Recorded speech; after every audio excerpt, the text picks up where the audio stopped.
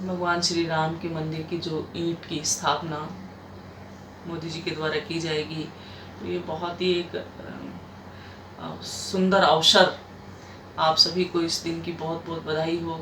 हम सब भारतवासियों को इस दिन का बहुत इंतज़ार था कि कब वो दिन आएगा कि जिस दिन भगवान श्री राम के मंदिर का निर्माण होगा और भगवान श्री राम उसमें विराजमान होंगे। टेंट की व्यवस्था उनकी जो सालों से जो चल रही थी, उस व्यवस्था से कब निजात मिलेगी। तो बहुत सारे भारतवासियों का आज जो सपना साकार होने जा रहा है भगवान श्री राम के आशीर्वाद से, उनकी शक्ति से, तो इस दिन की बहुत बहुत बधाई हो आप सभी को। कल जो हमारा टॉपिक चल रहा था वो चल रहा था कि दिनचर्या, और दिनचर्या में हम कुछ पानी पीने के नियम पढ़े थे। एक बार मैं पुनः उन नियमों को रिपीट कर दूं कि सुबह ऊषा पान करना है, बासी मुंह पानी पीना है और वो पानी गुनगुना होना चाहिए। पात्र का आप सभी उसमें ध्यान रखेंगे। कल मैंने तीनों ही पात्र बताए थे कि 3 प्रकार के जो पात्र हैं उनका आप उपयोग कर सकते हैं। गर्मी के समय में मिट्टी का बर्तन, वर्षा के समय में तांबे का, और शीत ऋतु में आप सोने के बर्तन का, पीतल के बर्तन का, स्टील के बर्तन का, या बहुत पुराना मिट्टी का पात्र हो उसका भी उपयोग किया जा सकता है। तो इन बातों का ध्यान रखें आप। और दूसरा हमने बताया था कि पानी जो है वो लोटे से पिएं, और लोटे से भी जो सही जो तरीका है पानी पीने का वो हमने बताया कि वो इस तरह से ऑफ करके ही पानी पिएं, जैसा पिक्चर में दिखाया गया है। इस तरह से पानी नहीं पीना चाहिए। ये लोटा है, केवल ये जो सामने जो पिक्चर दिखाई गई है वो केवल आपको इसलिए दिखाई गई है कि इसमें आप बर्तन जो पात्र है वो लोटा इस्तेमाल करें। गिलास की जगह उसका सरफेस अच्छा है तो लोटा ही इस्तेमाल करें। पानी हमेशा बैठकर ही पिएं, कभी भी खड़े होकर पानी नहीं पिएं। पानी घूट घूट करके पानी पिएं, गटागट पानी नहीं पिएं। और आरओ का पानी नहीं पीना चाहिए। जैसे भी साफ के जो हमने दूसरे और तरीके बताए हैं कि तुलसी का पत्ता डाला जा सकता है उसमें, या उस पानी को गर्म करके ठंडा करके भी पिया जा सकता है, बॉयल करके भी पिया जा सकता है, या उसमें से फिटकरी घुमा दो, वो निकाल दो, फिर वो पानी भी पिया जा सकता है। बारिश का पानी पीने के लिए बहुत अच्छा होता है, लेकिन बारिश के पानी में भी एक बार फिटकरी और तुलसी के पत्तों का उपयोग ज़रूर कर लें। इसके बाद आता है कि जो पानी है उसमें कभी भी प्लास्टिक के बर्तन या प्लास्टिक की बोतलों में रखा हुआ पानी नहीं पिएं। एक मुंह में पानी को हमेशा घुमाकर पिएं, तो उसके सारे जो अशुद्धियां हैं वो लगभग ख़त्म हो जाती हैं। तो इन बातों का ध्यान रखें। और इस नियम को फॉलो करने से आपको और क्या होने वाला है, इस नियम को फॉलो करने से जिन लोगों का वेट बढ़ा हुआ है, जिनका पेट बहुत बाहर निकला हुआ है, घूट घूट करके अगर वो पानी पीते हैं और बैठकर अगर वो पानी पीते हैं तो निश्चित रूप से उनके जो पेट है उसकी चर्बी धीरे धीरे करके कम हो जाएगी। बहुत सारे ऐसे हमारे पेशेंट हैं जिनके 10-10 किलो तक वजन इसमें भी कम हुआ है, 10-10 किलो तक। एक गंगानगर की मोहित भाई हैं, उन्होंने 3 महीने में 10 किलो वजन केवल पानी पीने के नियम को फॉलो करके ही अपना वजन घटाया था। कहते थे दीदी मैंने कोई व्यायाम वगैरह नहीं किया, आपने जो नियम बताए केवल उन नियमों को फॉलो किया। तो लेकिन हमेशा कभी भी ऐसी गलती ना करें कि आज छोड़ देते हैं, आज पी लेते हैं, कल नहीं, कल बैठ जाएंगे, ऐसा नहीं। जिन लोगों को घुटनों की तकलीफ है वो बेड पर बैठकर भी पी सकते हैं, कि चेयर पर भी बैठकर पी सकते हैं अगर ज़मीन में नहीं बैठ पाते हैं तो। और पानी का जो सबसे सही जो तरीका है वो उकड़ू बैठकर पीने का ही है। जो दूध निकालने की कंडीशन होती है ना, उसी कंडीशन में बैठना चाहिए। तो ये थे पानी पीने के नियम। अब हम चलते हैं कि इसके बाद जो दूसरा पॉइंट हो चुका है हमारा ऊषापान का। अब तीसरी जो बात है, पहला पॉइंट दिनचर्या में हमने रखा कि ब्रह्म मुहूर्त में उठना है, दूसरा था कि ऊषापान करना है। देखो एक स्क्रीन पे आपके सामने एक फोटो हो रहा है कि फ्रिज का पानी कभी भी नहीं पिएं, और भोजन से 1.5 घंटे पहले और 1.5 घंटे बाद ही पानी का सेवन करें। कम से कम 90 मिनट लिखा हुआ है, लेकिन 1.5 घंटे का मिनिमम गैप तो रखना ही चाहिए। तो वही 90 मिनट हो जाती है। तो 1.5 घंटे पहले और 1.5 घंटे बाद में, अगर भोजन के बाद में प्यास लगे, आपकी इच्छा हो कि आज भोजन कुछ ऐसा रूखा किया है और कुछ पानी पीने की इच्छा हो रही है, तो उस स्थिति में आप जस्ट पानी पीने के बाद छाछ पी सकते हैं। या फिर भी पानी पीना ही जरूरी हो तो आप पानी में नींबू और वो नमक डालकर वो पानी पिया जा सकता है। लेकिन सादा पानी, घटाघट ठंडा पानी भोजन के बाद में नहीं पीना चाहिए। और भोजन के बाद में एक और भी है कि जब हम कभी किसी पार्टी फंक्शन में जाते हैं तो वहाँ पर एक बहुत बड़ी विडंबना देखने को मिलती है कि लोग भोजन करते हैं और भोजन करने के बाद में आइसक्रीम खा लेते हैं। ये सबसे गलत, पानी से भी बुरा काम कि आइसक्रीम खा लेना उसके ऊपर से। राजू भाई ने तो एक बहुत ही सुंदर शब्द का इस्तेमाल किया कि इसमें कि इससे बुरा क्या हो सकता है कि सत्यानाश कर दिया भोजन का। राजू भाई ने अपने व्याख्यान में इस शब्द का उपयोग किया है आइसक्रीम खाने के लिए। तो पानी ही 1.5 घंटे बाद पीना चाहिए और लोग आइसक्रीम खाते हैं तो वो बहुत ही गलत बात है। इसमें भी कारण है कि क्यों नहीं पीना चाहिए कि पेट में ना जठर होता है, जठर अग्नि है पेट में, और वो जो अग्नि है वो प्रदीप्त होती है और प्रदीप्त होकर वो भोजन को पचाने में बहुत सहायता करती है। भोजन को बहुत अच्छी तरह से अलग अलग पार्ट में तोड़कर और उसे पचाने का काम करती है। लेकिन यदि हम उसमें पानी डाल देते हैं तो पानी डालने से वो अग्नि थोड़ी सुप्त अवस्था में आ जाती है और सुप्त अवस्था में आने के बाद भोजन का पाचन सही नहीं होता। दिन भर भोजन की डकार आती रहती है, भोजन पेट में सड़ने लगता है और सड़ा हुआ भोजन है वो विष के रूप में ही बाहर निकलेगा। तो उसमें कोई भी स्किन डिजीज हो सकती है या दूसरे कुछ और भी रोग हो सकते हैं, पेट की तकलीफ और हो सकती है, आपका सर दर्द हो सकता है, डाइजेशन सिस्टम पूरा बिगड़ सकता है, कब्ज हो सकती है। तो बहुत सारी ऐसी समस्याएं आपके जीवन में आ सकती हैं। तो उसके लिए कभी भी भोजन के जस्ट बाद पानी नहीं पिए। भागवत जी का एक सुंदर सूत्र है, भोजना अंते विषमवारी, कि भोजन के बाद पिया हुआ पानी विष के समान है। भोजना अंते विषमवारी, कि भोजन के बाद में जो पानी पिया जाता है वो विष के समान है। तो भोजन के बाद में कभी पानी नहीं पी। कुल्ला करना चाहिए कि आपने मुंह में एक पानी का कुल्ला भर लिया और उसको गुर गुर करके काफ़ी देर तक उसे मुंह में घुमाने के बाद में वो आपने एक घूंट अगर उसको गिटक लिया तो वो पानी पीना नहीं है, वो एक मुंह की सफाई है, वो आप कर सकते हैं।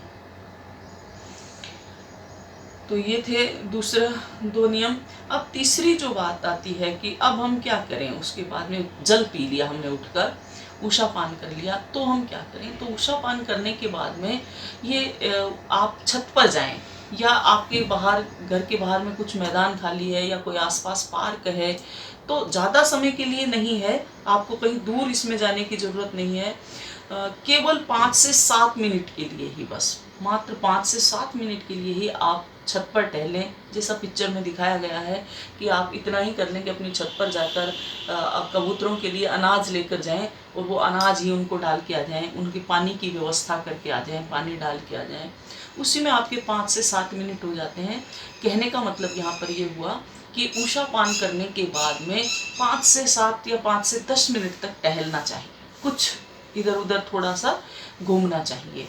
तो उसके लिए समय का सदुपयोग करते हुए सुबह के समय कबूतरों के लिए अनाज की व्यवस्था करें या कबूतरों के लिए जल की व्यवस्था अगर अपने छत पर करते हैं तो बहुत अच्छा है।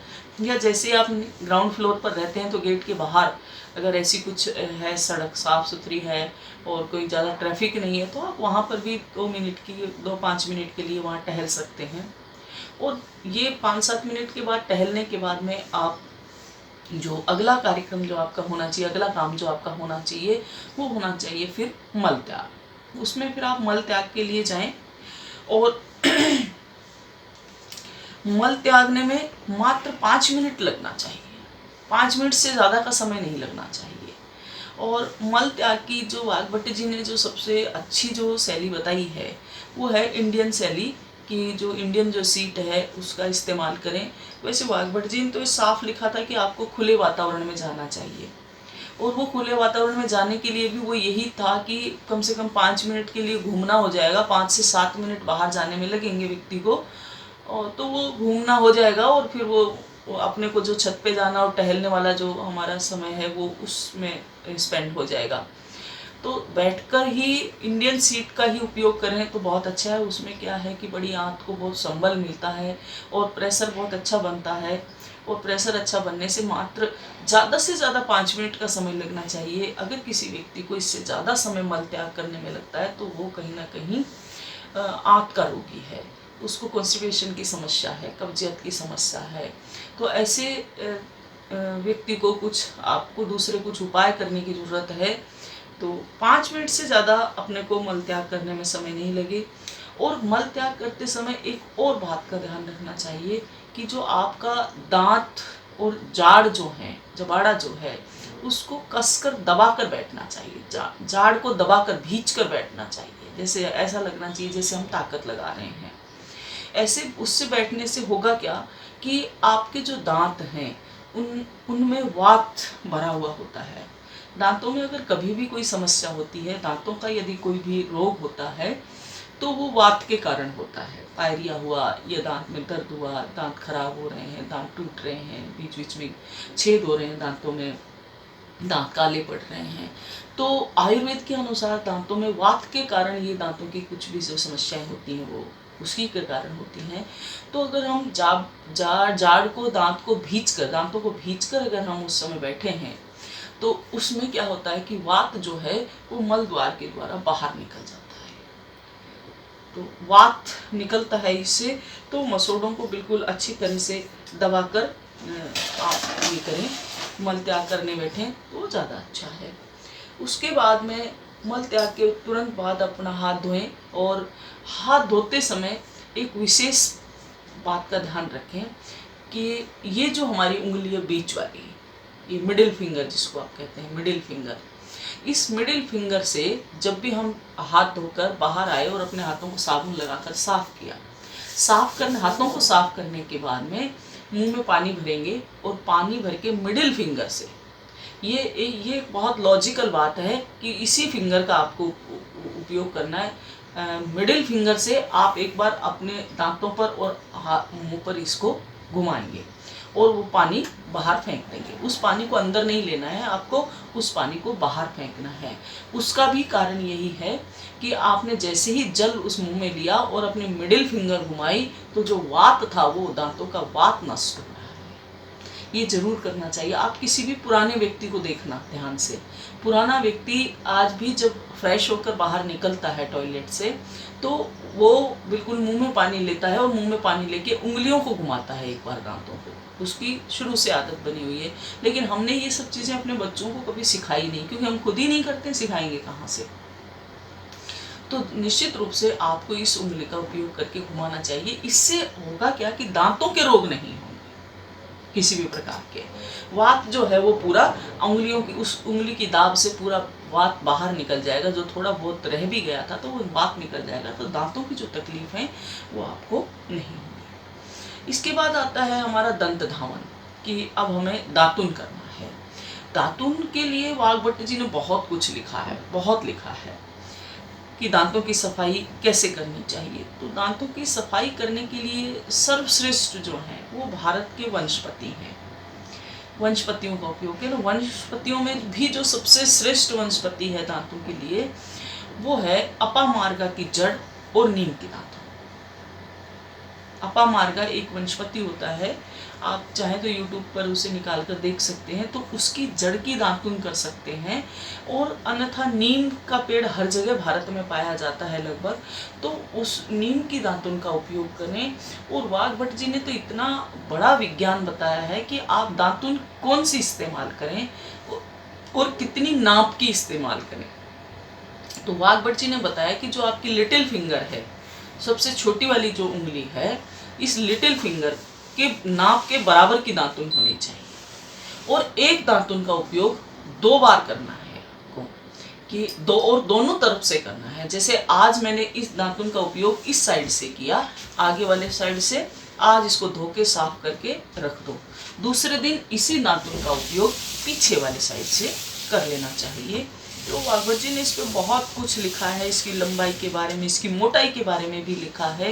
लेकिन हम इतने सारे अगर नियमों को भी फॉलो नहीं करें तो केवल अगर हम इतना ही करें कि नीम की जो दातुन है उसका हम दातुन करें तो वो बहुत अच्छा है। ऐसे ही अपामार्गा की जड़ से भी दातुन की जा सकती है, दांतों के लिए बहुत अच्छा है।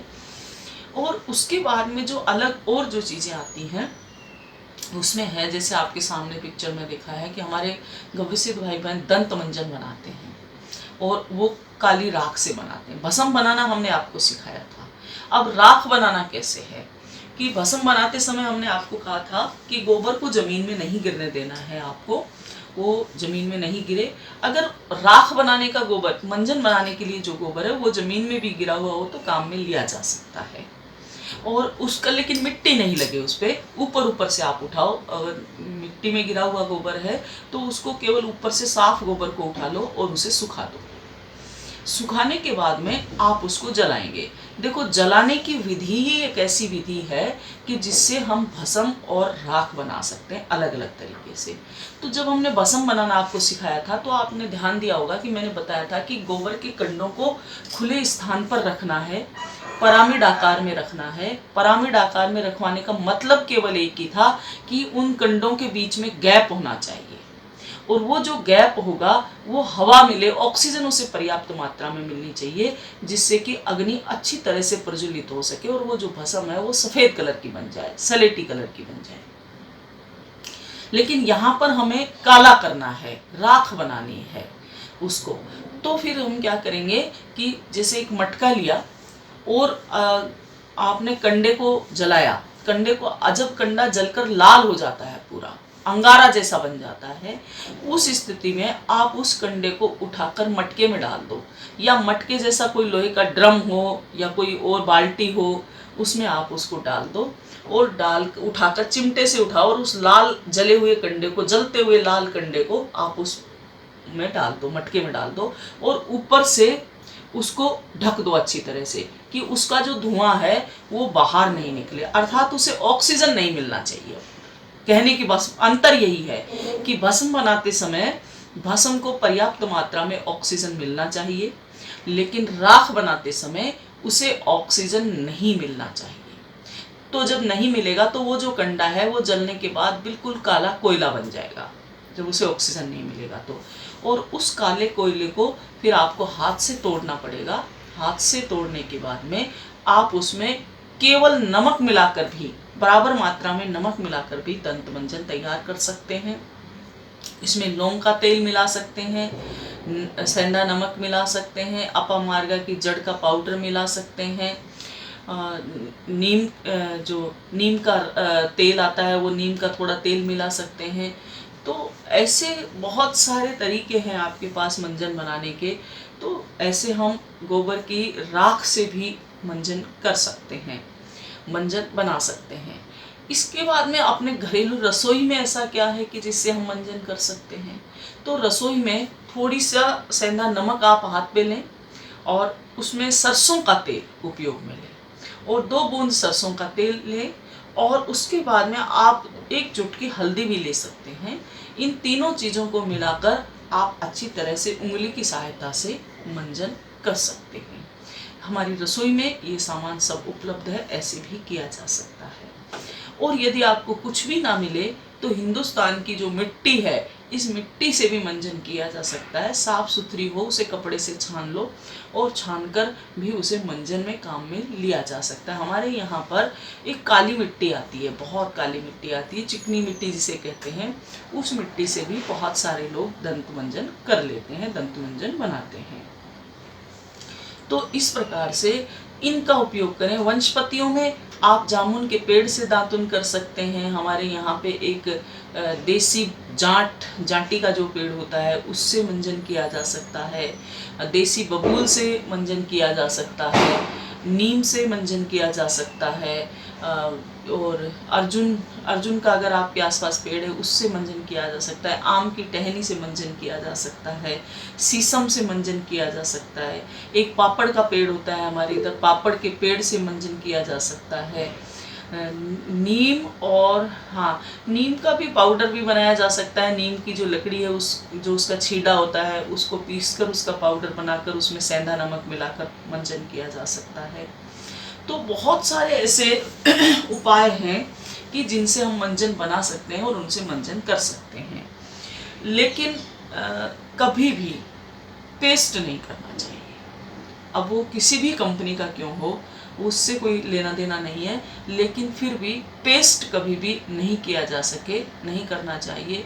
और नमक अगर हम किसी भी वनस्पति या किसी राख में या किसी वनस्पति के पाउडर में मिला रहे हैं तो बराबर मात्रा में नमक बराबर मात्रा में रखें, उनके उसके वजन के बराबर मात्रा में रखें तो बहुत अच्छा रहेगा।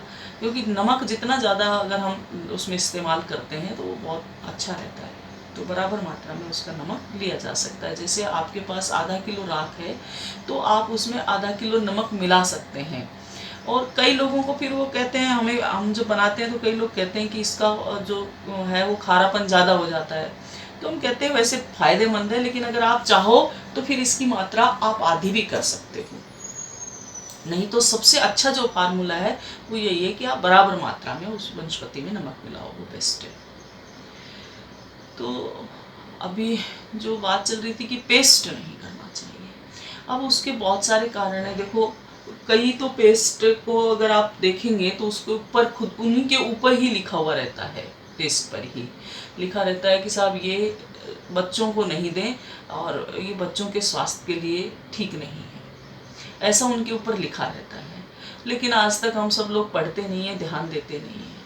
राजू भाई ने इसमें कहा है कि इसमें लॉरेल सल्फेट जैसी हानिकारक चीज़ें मिलाई जाती हैं, और हमारे हिंदू धर्म के अकॉर्डिंग तो बिल्कुल ही पेस्ट नहीं करना चाहिए। क्योंकि इसमें जो वाइट कलर का जो एक ये जो अंश आता है, इसका जो बेस है, बेस ही है, वो जो बेस है वो हड्डियों का चूर्ण होता है। वो किसी भी जीव जंतु की हो सकती है, हमारी गौ माता की भी हड्डी हो सकती है। तो गौ माता की हड्डी को अगर हम मुंह में सुबह सुबह लेकर पेस्ट कर रहे हैं, अपने दांत साफ कर रहे हैं, तो काहे के हिंदू रह गए हम। फिर तो वो गाय माता की हड्डी को दांतों पे घिसना और मांस खाना मैं लगभग बराबर ही समझती हूँ कि वही बात है। और जो चीज़ मुंह में डाल सकते हैं वो फिर चीज़ का टेस्ट अंदर जाता ही जाता है किसी भी कारण से। आपने बहुत लोगों को सुना भी होगा कि साहब मुझे उस पेस्ट का टेस्ट अच्छा लगता है, मुझे उस कंपनी की पेस्ट का टेस्ट अच्छा लगता है। तो इसका मतलब कहीं ना कहीं वो सब चीज़ें आप टेस्ट कर पा रहे हो और आपके पेट में वो चीज़ें जा रही हैं। और एक बड़ा कारण ये भी है कि इससे जो जीभ के गाल के जो रंध्र हैं वो रंध्र भी बंद हो जाते हैं, और रंध्र बंद होने के बाद में तो लार नहीं बनती है। और बहुत सारे लोगों को ऐसी तकलीफ हो जाती है कि जो लार नहीं बना पाते हैं, उनका जो मुंह है वो लार नहीं बना पाता, और वो लार नहीं बनने के कारण से आवाज़ गायब हो जाती है उनके मुंह से। मुंह सूखा सूखा सा रहने लगता है, बिल्कुल आवाज़ गायब सी हो जाती है उनके मुंह से। और दूसरे मसोड़ों के जितने रोग हैं वो सब रोग भी हो जाते हैं। और मुंह का कैंसर है, कहीं ना कहीं उसमें इन चीज़ों का भी बहुत बड़ा रोल है। तो इन चीज़ों से हम लोग बचें और हम अपनी देसी और अच्छी चीज़ों की तरफ आ जाएं। अब तो हमारे गविसित भाई बहन जो हैं वो नीम की दातुन भी बेचते हैं, और नीम की जो लकड़ी है वो कभी ख़राब नहीं होती है। वो अगर आपको लग रहा है कि वो बहुत सूखी, पहली बात तो उसको ना थैली पैक लेना चाहिए, थैली में पैक करना चाहिए जिससे वो सूखती नहीं है। जैसा आप कंडीशन में यहाँ सामने देख रहे हैं, नीम की लकड़ी के दातुन रखे हैं, इसमें आप 50 पीस एक साथ मंगा सकते हैं, 30 पीस एक साथ मंगा सकते हैं महीने भर के, और आप उसको थैली में पैक करके रखें।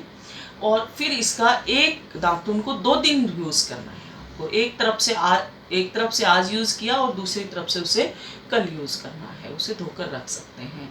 तो इस तरह से एक दातुन को 2 बार यूज़ कर सकते हैं और ये ख़राब नहीं होती है कभी भी।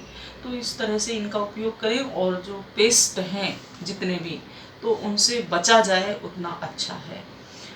त्रिफला से भी मंजन किया जा सकता है। बहुत से ऐसे लोग हैं त्रिफला से मंजन करते हैं, तो उनसे भी मंजन किया जा सकता है। एक और बहुत अच्छी चीज़ है कवल्य क्रिया। लाल मंजन, किसी का प्रश्न आया है कि लाल मंजन कैसे बनता है।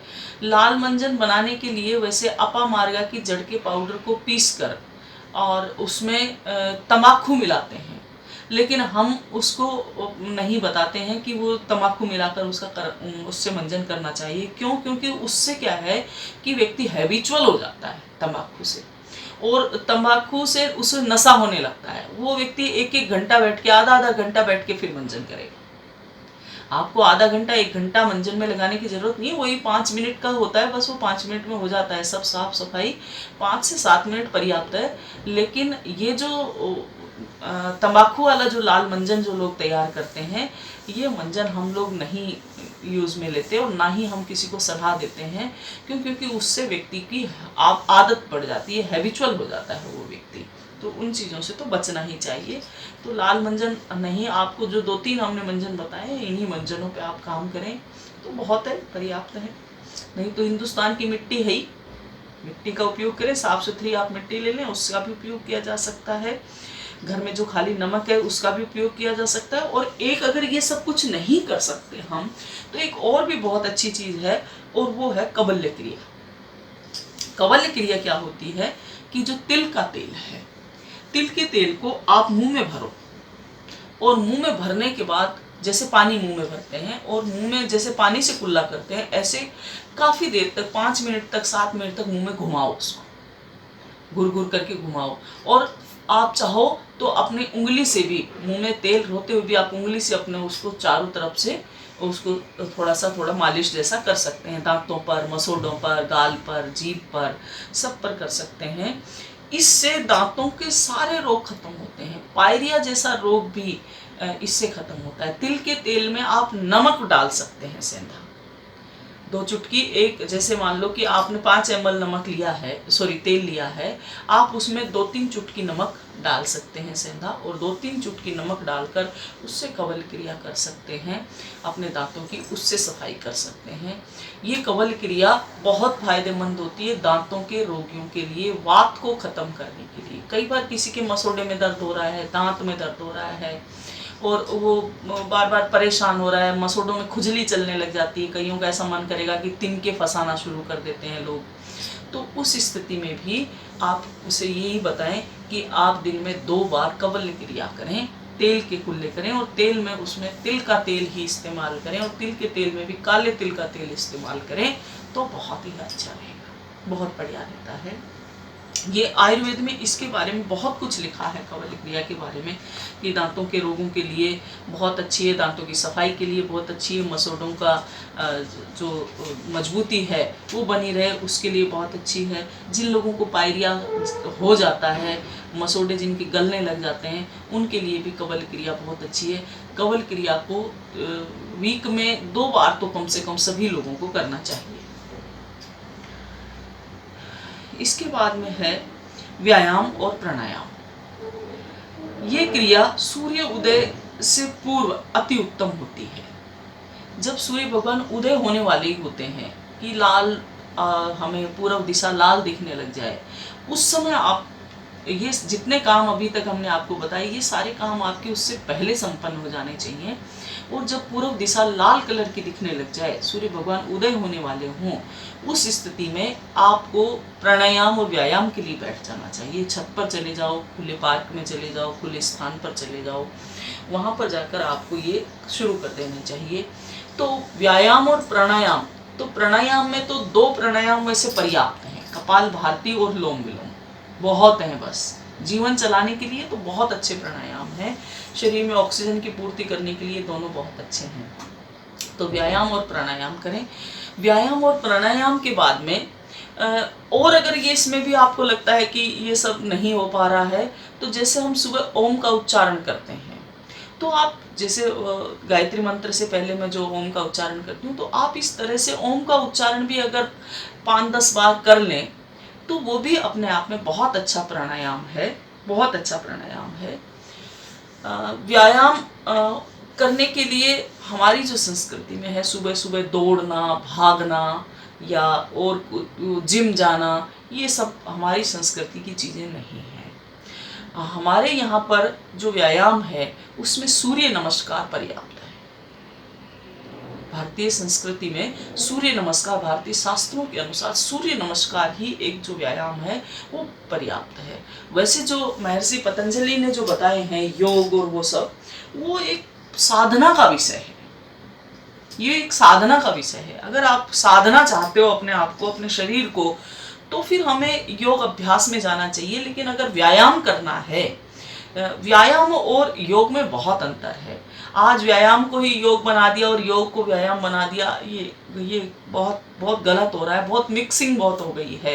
व्यायाम और प्राणायाम ये दोनों चीज़ें अलग है। व्यायाम जो है वो शरीर की चुस्ती के लिए है केवल, और योग जो है वो शरीर और मन दोनों के लिए है। शरीर को साधना है, एक साधना करना है, मन को साधना है, मस्तिष्क को साधना है, शरीर को साधना है, उसे योग कह सकते हैं। तो व्यायाम में सूर्य नमस्कार करें। इसके 8 स्टेप आप देख सकते हैं यूट्यूब पे, उन पे सब पे आपको मिल जाएंगे। ये सारे के सारे स्टेप जो है वो आप करें। और जो प्राणायाम है उसमें आप कपाल भाती, लोम विलोम, और नहीं तो आप ओम का उच्चारण कर लें। और अगर ये सब प्राणायाम में ये भी नहीं कर पाते तो आप केवल जोर से सांस खींच लो और जोर से उसको सांस को पूरा खाली कर दो। जितना आप लंबा सांस अंदर रोक सकते हो उतनी देर रोक लो, वो भी बहुत बड़ा प्राणायाम है। और प्राणायाम इस तरह के, ये जो 2-3 प्राणायाम मैंने आपको बताए हैं, ये आपके जीवन के लिए पर्याप्त हैं। और हर व्यक्ति को मुश्किल से इसमें भी 7 से 8 मिनट लगने वाले हैं, बस इससे ज़्यादा समय नहीं लगने वाला है। बहुत 2 मिनट आप कपाल भारती कर लो, 2 मिनट ही आप जो ये आपका कपाल लोम विलोम है ये कर लो, आप 2 मिनट आप ये कर लो, ओम का उच्चारण कर लो या श्वास ले लो, छोड़ लो। और उसके बाद में 2-3 मिनट का ही जो समय है वो आपको केवल इसमें लगेगा। ज़्यादा से ज़्यादा 5 मिनट मान लो, तो आपको 10 मिनट का समय ही सुबह देना है, लेकिन ये होना नियमित चाहिए। और रही बात जिम जाने की, बहुत आजकल एक शौक लग गया है लोगों को, जिम जाते हैं और सलाम करते हैं हम ऐसे लोगों को। दुख होता है कि भाई ये क्या जीवन में बना दिया इन लोगों ने। पेमेंट करते हैं वहाँ जाकर कि साहब जिम में आए हैं, हम बॉडी फिट करने के लिए आए हैं, और एसी में जाकर वो वहाँ प्राणायाम जिम कर रहे हैं, व्यायाम कर रहे हैं। कितना बुरा है ये सब काम कि आप एसी के रूम में जाकर आप ये कर रहे हैं। शरीर से पसीना निकालने के लिए ये सब चीज़ की जाती है, शरीर के रोम छिद्रों को खोलने के लिए व्यायाम किए जाते हैं, और उल्टा वो रोम छिद्र एसी में रहकर बंद ही रहते हैं, साफ नहीं हो पाता है पसीना, रोम छिद्र नहीं खुल पाते हैं। तो मेरे हिसाब से समय वेस्ट करने के अलावा और ये कुछ नहीं है, केवल टाइम पास ये। और कई लोगों को हम देखते हैं कि सुबह सुबह लोग दौड़ने जाते हैं, दौड़ लगाएंगे, जूते पहनेंगे फिर वो जाएंगे, और पति पत्नी बूढ़े लोग भी जो हैं वो दौड़ लगा रहे हैं। देखो इसमें कोई अगर आपके आसपास में पार्क है, वहाँ पार्क में आप टहलने के लिए जा सकते हैं कि ठीक है कोई एज ज़्यादा है, सूर्य नमस्कार जैसा आप नहीं कर सकते हो, तो आप पास के पार्क में टहलने के लिए चले गए, और वहाँ पर जो चेयर डली हुई है या घास लॉन में लगी हुई है, आप उसमें बैठ गए और थोड़ी देर लंबे लंबे सांस ले लिए, तो आपका व्यायाम और प्राणायाम दोनों हो गया, है ना। लेकिन ये नहीं होना चाहिए कि आप घूमने के लिए सुबह सुबह दौड़ने के लिए चले गए। ये भारतीय संस्कृति का अंश नहीं है। ये हमने दूसरों को देख देख कर फॉलो किया है, दूसरों को देखिए पश्चिमी देशों का अनुकरण हमने किया है। ये सब नहीं होना चाहिए। तो कई लोगों को मैंने देखा कि बाईपास, जैसे हम यहाँ जयपुर में जो हमारा मकान है वो बाईपास के पास है, मतलब लगभग है 1 किलोमीटर अंदर। तो कभी किसी काम से अगर जल्दी निकलना पड़ जाता है तो हम सड़क पर देखते हैं सुबह कि लोग जूते पहन पहन के बाईपास पे घूमते रहते, बाईपास पे कई लोग बाईपास पे दौड़ लगाते रहते। पहली बात तो एक्सीडेंट का ही खतरा रहता है। दूसरी बात कि आप बाईपास पे दौड़ रहे हो, आप ऑक्सीजन के लिए आप निकल रहे हो कि कहीं ना कहीं ऑक्सीजन मिलेगी। आज बाईपास के ऊपर ऑक्सीजन की उम्मीद करके आप लोग जा रहे हो, तो उल्टा मैं कहती हूँ आप घर में बैठने से ज़्यादा नुकसान कर रहे हो। वहाँ जाकर पूरा कार्बन पी कर आ रहे हो, वहाँ सुबह सुबह जाकर। सड़कों पर लोग घूमने चले जाते हैं, कोई पार्क में घूम रहा हो तो थोड़ा बहुत समझ में आता है कि टहलने चला गया पार्क में, वहाँ पेड़ पौधे बहुत हैं तो उससे ऑक्सीजन कम से कम उसके शरीर को मिल रहा है। लेकिन जो लोग सड़कों पर घूम रहे हैं, बाईपास पर घूम रहे हैं, उनके आगे तो हाथ ही जोड़ते हैं। उनकी समझ में नहीं आता है कि वो उन लोगों का दिमाग कैसा हो चुका है, क्या उनकी सोचने समझने की ताकत बिल्कुल खत्म हो गई है। और वहाँ पर दौड़ लगाते हैं, और दौड़ लगाते समय आपको पता है कि सांस फूलती है, और ऑक्सीजन बहुत बार श्वसन क्रिया व्यक्ति बार बार ज़्यादा करता है जब मेहनत करता है, तो उस समय उल्टा कार्बन आपके शरीर में जा रहा है। आपके फेफड़ों को ऑक्सीजन जो मिलना चाहिए, उल्टा वहाँ का जो रात भर का ट्रक, वहाँ रात भर आप तो ट्रक चलते हैं, ये वो समय है। पहले हो सकता है कि कुछ समय, कुछ 20-25 साल 40 साल पहले ऐसा होता हो कि बाईपास के ऊपर रात को ट्रक बंद हुआ करते थे, तो हो सकता है लोगों ने, किसी ने उस समय पर पार्टी डाल दी हो घूमने की। लेकिन अब तो घूमना बिल्कुल गलत है, तो थोड़ा विवेक और बुद्धि लगाएं इसकी। इससे अच्छा है कि आप अपने घर की छत पर बैठ जाएं और अपने घर की छत पर ही थोड़ा टहल लें, या छत पे ही आप आराम से लंबे लंबे सांस ले लें, या हल्के फुल्के कोई व्यायाम कर लें। बड़े बुजुर्ग जो छत पर नहीं चढ़ सकते, वो गेट के बाहर भी थोड़ी देर के लिए बैठ सकते हैं। तो ऐसा कुछ उपाय ढूंढा जा सकता है दूसरा, लेकिन ये तो बिल्कुल विरुद्ध काम है, ऐसा नहीं होना चाहिए। तो जो प्राणायाम और ये है, इसमें 10 मिनट का समय आपका इसमें लगा, और उसके बाद में आपके पास आता है अभंगम क्रिया। अभंगम क्रिया, इस पे आयुर्वेद में बहुत चर्चा है अभंगम क्रिया पर। अभंगम क्रिया का मतलब होता है कि शरीर का स्नान करने से पहले मालिश करना, एक बार पहले, और उसमें भी आपको ज़्यादा समय नहीं देना है। उसमें भी ऐसा नहीं है कि आपको 10 मिनट देना है। बस आप सोच रहे होंगे कि दीदी दिनचर्या इतनी बता रहे हैं, लेकिन जब हम उसको फॉलो करना शुरू करते हैं तो हमारा जो शुरू से जो हमारा काम है और अब तक का जो काम है, उस सारे काम में 1 घंटा भी पूरा नहीं लगता है। 1 घंटा भी पूरा नहीं जाता है, और उसमें हम अपने काम भी सारे फ्री हो जाते हैं। 1 घंटे का समय भी नहीं लगता है। जो आप 1 घंटा पार्क में लगा कर आते हैं, ये पूरी क्रिया, जिसके बाद में नहाना धोना पेस्ट करना, वो सब आपका बाद में होता है। लेकिन इस पूरे कार्यक्रम में जैसा हम आपकी दिनचर्या बता रहे हैं, तो ये ऐसा लग रहा है कि आप पौन घंटे में भी आप इस पूरे काम को कंप्लीट कर सकते हैं। तो जो अभंगम क्रिया है, इसमें क्या है कि मालिश करें, और मालिश भी कौन से तेल से करनी चाहिए? तिल के तेल से मालिश करनी चाहिए। देखो, तिल का तेल मालिश करने के लिए बहुत अच्छा है। सर्दी गर्मी बरसात तीनों मौसम में तिल का उपयोग किया जा सकता है। ऐसे तो सारे ही तेल अच्छे होते हैं, जैसे हम बात करें कि सरसों का तेल भी अच्छा होता है, नारियल का तेल भी अच्छा होता है, लेकिन तिल का तेल बहुत अच्छा है। उसका कारण है कि तिल का तेल जो है हड्डियों तक पहुंचता है, हड्डियों में घुसने की भी क्षमता है, यानी वो बहुत टाइट पार्ट जहाँ है वहां तक भी पहुंच सकता है। जिसे एक आपको मैं उदाहरण दूं कि आप एक पत्थर लो, और उस पत्थर में बीच में थोड़ा सा एक कुंडी टाइप बना दो, उसको थोड़ा सा कटोरी टाइप बना दो उस पत्थर में, और आप उसमें तिल का तेल भर के रख दो रात में। सुबह आप देखेंगे कि तिल का तेल आधा ही रह गया। तो वो गया कहाँ वो तिल का तेल? वो पूरा जो तिल का तेल है, उस तिल के तेल को पत्थर ने पी लिया। यानी तिल के तेल में इतनी क्षमता है कि वो पत्थर के भी अंदर घुस सकता है, पत्थर के अंदर भी जा सकता है। दूसरे तेल भी जाते हैं, लेकिन इतना नहीं जाएंगे। सरसों का तेल अगर आप वहां भरते तो वो आधा कम नहीं होता, वो कुछ थोड़ा सा कम होता। तो हमारी हड्डियां जो हैं, वो अंदर से जो हड्डियां थोड़ी सूख जाती हैं, हड्डियों का थोड़ा लिक्विड कम हो जाता है, तो उसकी पूर्ति करने के लिए तिल का तेल बहुत अच्छा है। तो तिल के तेल की मालिश करें। जिनको घुटनों में बहुत दर्द होता है, कोहनी में जॉइंट्स पेन होता है, तो उनको भी अपने शरीर पर तिल के तेल की मालिश करनी चाहिए, क्योंकि ये हड्डियों तक पहुंचने के लिए बहुत अच्छा है। तो ये अभंगम करें, और अभंगम करने के बाद सबसे पहले जो अपनी जो नस नाड़ियां हैं वहाँ से स्टार्ट करें। जैसे हमारे हाथ की यहाँ से जो नाड़ियां हैं, अभंगम क्रिया हाथों की नाड़ियों से स्टार्ट करें। इस तरह से नस और नाड़ियों का उपयोग करते हुए थोड़े हैवी हाथ से हम अपने एक बार पूरे शरीर पर तेल की मालिश करें। इससे होता क्या है? इससे भूख बहुत लगती है, भूख जागृत हो जाती है शरीर में अभंगम क्रिया करने से। जिन बच्चों को भूख नहीं लगती है, माँ परेशान रहती है कि बच्चा कुछ खाता नहीं है, इसका मतलब है कि उनकी माँ मेहनत नहीं करती है, बच्चों को अभंगम क्रिया उन्होंने नहीं कराई है, और अभंगम क्रिया से भूख बहुत अच्छी लगती है। एक दूसरा फायदा क्या होता है कि स्किन डिजीज कोई नहीं होती। अगर आप नियमित स्नान करने से पहले अभंगम क्रिया करते हैं तो शरीर में होने वाले कोई भी फंगल इन्फेक्शन नहीं होंगे, कोई भी शरीर पे ये जो चर्म रोग हैं ये नहीं होंगे। आपके रंध्र बहुत अच्छे खुले रहेंगे। जैसे आप थोड़ा सा गर्म स्थान पर या गर्मी में रहेंगे तो आपके शरीर से पसीना बाहर तुरंत निकल जाएगा। तो और शरीर पूरा अंदर से टेम्परेचर शरीर का मेंटेन रहेगा, ठंडा रहेगा। फिर तो इस तरह से ये अभंगम क्रिया करें।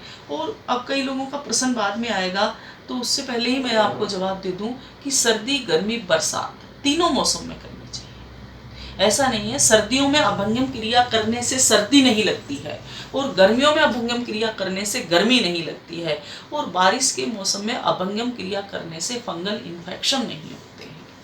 तो तीनों मौसम में कभी आपको ऐसा लग रहा हो कि सब ये सूर्य का प्रकाश में हम खड़े हैं और सुबह छत पर खड़े हैं तो ठंड लगेगी। अभ्यंगम क्रिया करते समय एक बात का और भी ध्यान रखें कि हमने आपको बताया था कि व्यायाम आपको कब करना है, जब सूरज लाल हो, और वो 10 मिनट के अंदर सूरज बाहर आ जाते हैं। जब तक आप व्यायाम करके पूरा होते हैं तब तक सूरज भगवान बाहर आ जाएंगे, सूरज भगवान के दर्शन आपको हो जाएंगे। तो उसके बाद में आपको अभंगम क्रिया करनी है। तो जो लाल किरणें हैं सूरज की, वो लाल किरणें आपके शरीर पर गिरेंगी, तो उससे जो विटामिन डी है, जो सूर्य का प्रकाश है, जो हमारे शरीर के लिए बहुत लाभदायक है, जिसका कोई दूसरा, गाय के अलावा कोई और दूसरा स्रोत प्रकृति में नहीं है, तो उन किरणों का लाभ भी हमें मिलेगा। तो जैसे हमारा जो बदन है वो बाहर कपड़े वगैरह हटा के रखेंगे, तो नग्न बदन पर जब सूर्य की किरणें गिरेंगी तो उससे विटामिन डी की पूर्ति होगी, और जो आपका तेल है, जो आप अभंगम क्रिया कर रहे हैं, वो पूर्णतः आपके शरीर में चली जाएगी। अब आप चित्र में देख पा रहे होंगे कि जब सूरज भगवान, आप तेल मालिश हो जाए आपकी, तो आप इस प्रकार से करके सूर्य भगवान को नमस्कार करें। इस प्रकार की क्रिया करने से, देखो ये साइंस भी है और हम इसे कह सकते हैं कि हमारी संस्कृति का भी पार्ट है। आप देख रहे होंगे कि ये जो हाथ ऊपर करे हैं, तो बारिश का जो मौसम होता है, इस बारिश के मौसम में शरीर के कुछ ऐसे पार्ट हैं, जैसे हमारा आर्मपिट वाला पार्ट है, इन पार्टों में फंगल इन्फेक्शन लोगों को बहुत हो जाते हैं। या हमारा अंडरवियर के पास का जो पार्ट है, जिसको हम जंघा कहते हैं, वहाँ पर इन्फेक्शन बहुत हो जाते हैं लोग, और बहुत परेशान होते हैं। कम से कम ना 3, 4, 5 महीने के लिए फिर ये रोग जाते नहीं हैं लोगों के शरीर से। मैंने बहुत लोगों को इसमें परेशान देखा है। तो ये जो क्रिया आपको दिख रही है, इसमें एक पैर को ऊंचा किया हुआ है, इससे क्या हो रहा है, और सामने सूर्य भगवान हैं, तो उससे क्या है कि आर्मपिट तक भी अच्छी तरह से सूर्य की किरणें पहुंचती हैं। और मेरे भाई बहन, ये बात आपको बताने की जरूरत नहीं है, मैं नहीं समझती कि ये बात आपको बताई जाए कि जहाँ सूर्य का प्रकाश पहुंच जाता है, वहाँ पर किसी भी प्रकार के फंगल इन्फेक्शन की जो समस्याएं हैं वो खत्म हो जाती हैं। तो ये जो क्रिया है, इसमें बालक ने गर्दन थोड़ी नीचे कर रखी है, इसमें भी गर्दन जो है ना वो यूं होनी चाहिए पूरी तरह से, कि ये जो पार्ट है ये भी पूरा, क्योंकि जैसे हम यूं करके बैठते हैं तो हमारे इस पार्ट में यहाँ पर बहुत सारी लाइनें बन जाती हैं। तो जब ये अभंगम क्रिया के बाद जब सूर्य को नमस्कार हम कर रहे हैं, तो ये जो गर्दन है ये भी हमारी यहाँ से पूरी टाइट होनी चाहिए, और एक पैर को खोल के रखना चाहिए, जिससे कि जंघाओं पर भी सूर्य का प्रकाश आसानी से पड़े। हालांकि इस चित्र में अंडरवियर पहन रखी है इस बालक ने, तो अंडरवियर की बजाय इस समय अगर हम एक पतली धोती का उपयोग कर लें, धोती का मतलब छोटी सी जो धोती, जैसे टावल जैसी जो छोटी धोती आती है, जिसे शॉर्ट धोती कहते हैं, अगर उसका उपयोग हम यहाँ नीचे कर लें तो वो ज़्यादा अच्छा रहेगा, वो बहुत बेस्ट रहता है। प्राचीन काल में जब हमारे पूर्वज धोती जो पहनते थे, उसका भी यही एक बहुत बड़ा साइंस था। हमारे विशाल भाई जो हैं, भाई प्रश्न है ना बाद में पूछेंगे, आप नोट करके रखिए ना, ये प्रश्न बाद में पूछेंगे तो अच्छा रहेगा, मेरा भी ध्यान उधर पट जाता है। हमारे विशाल गुप्ता जी हैं जो अभी शायद कल आपसे मिलेंगे। तो विशाल गुप्ता जी ने एक बहुत अच्छा एक है उनका एक बहुत अच्छा ऑडियो है, उसमें उन्होंने बताया कि जीन्स पहनने के, पैंट पहनने के नुकसान क्या हैं। तो उसमें एक मोटे मोटे रूप में मैं बता दूं, उन्होंने काफ़ी डीपली बताया, लेकिन मैं मोटा बता दूं कि फंगल इन्फेक्शन तो होता ही होता है इन चीज़ों से, क्योंकि वायु का प्रवेश नहीं होता। और दूसरा इसमें एक और बड़ा कारण होता है कि धोती पहनने में और पैंट पहनने में क्या अंतर है। धोती पहनने वाले नपुंसक नहीं हो सकते। हम कहें कि नपुंसक का मतलब है कि उनकी जो फर्टिलिटी की जो ताकत है वो अच्छी बनी रहती है। और जो लोग धोती नहीं पहनते हैं, जीन्स वगैरह का सेवन करते हैं, बहुत बड़ा विज्ञान उन्होंने उस वीडियो में बताया अपना, कि जो जीन्स और ये जो पैंट जो पहनी जाती हैं, इससे कहीं ना कहीं व्यक्ति की फर्टिलिटी की जो समस्या है, पुरुष का जो पौरुष गुण है, वो कहीं ना कहीं नष्ट हो जाता है।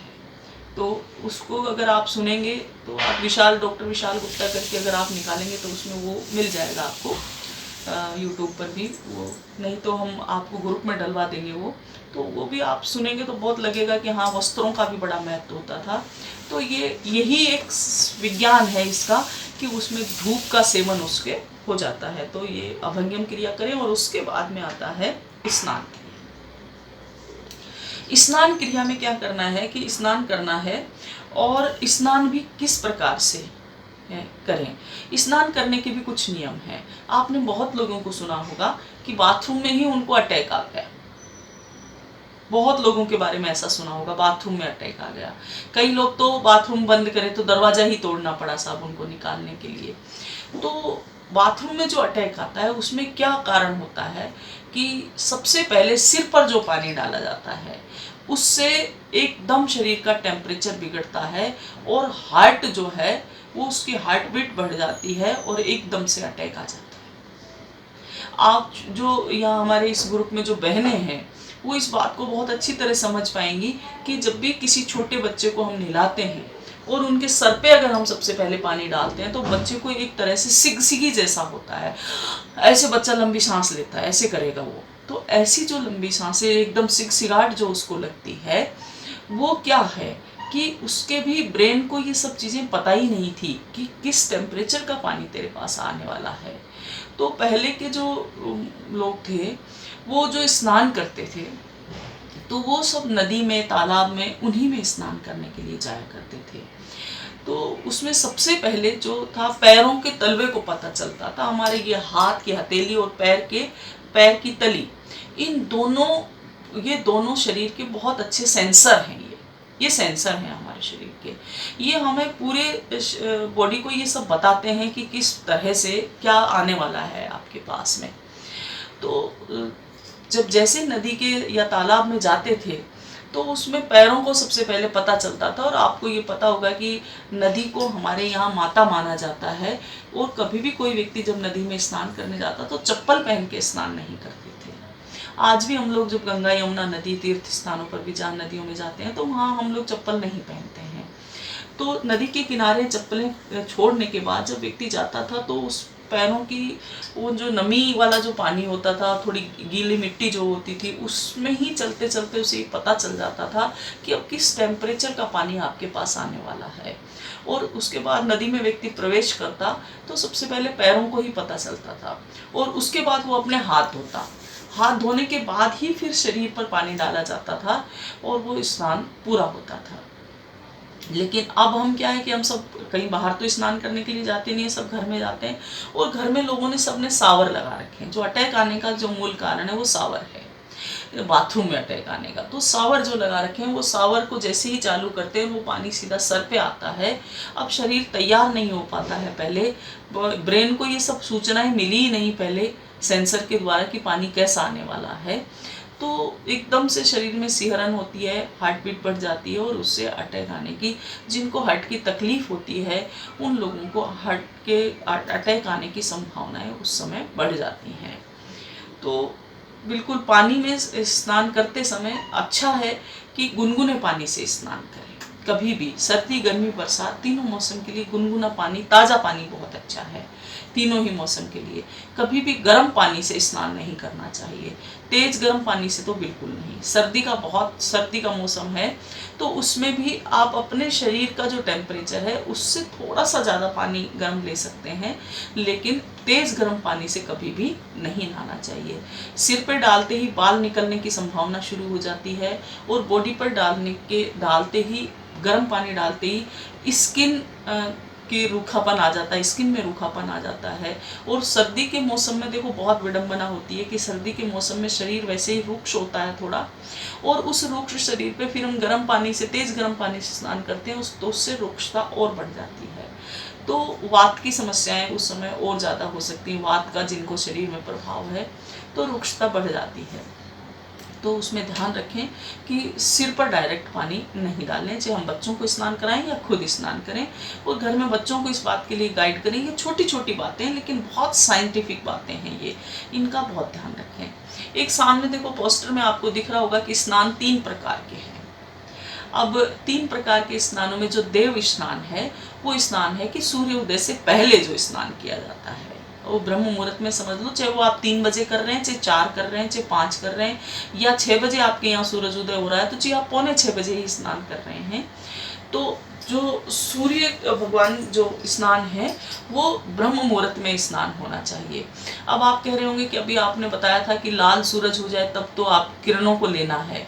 जब तक सूर्य भगवान लाल रहते हैं, जब सूरज भगवान की किरणें पूर्णतः परिपक्व नहीं होती हैं, तब तक वो सूर्य उदय का ही समय कहलाता है। शास्त्र ऐसा कहते हैं कि जब तक सूरज भगवान की किरणें पूर्णतः सफेद नहीं हो जाती हैं, पूर्णतः सफेद सूरज नहीं दिखने लग जाता है, तब तक आप उसे देव स्नान का ही समय मानेंगे, वो देव स्नान का ही समय रहेगा।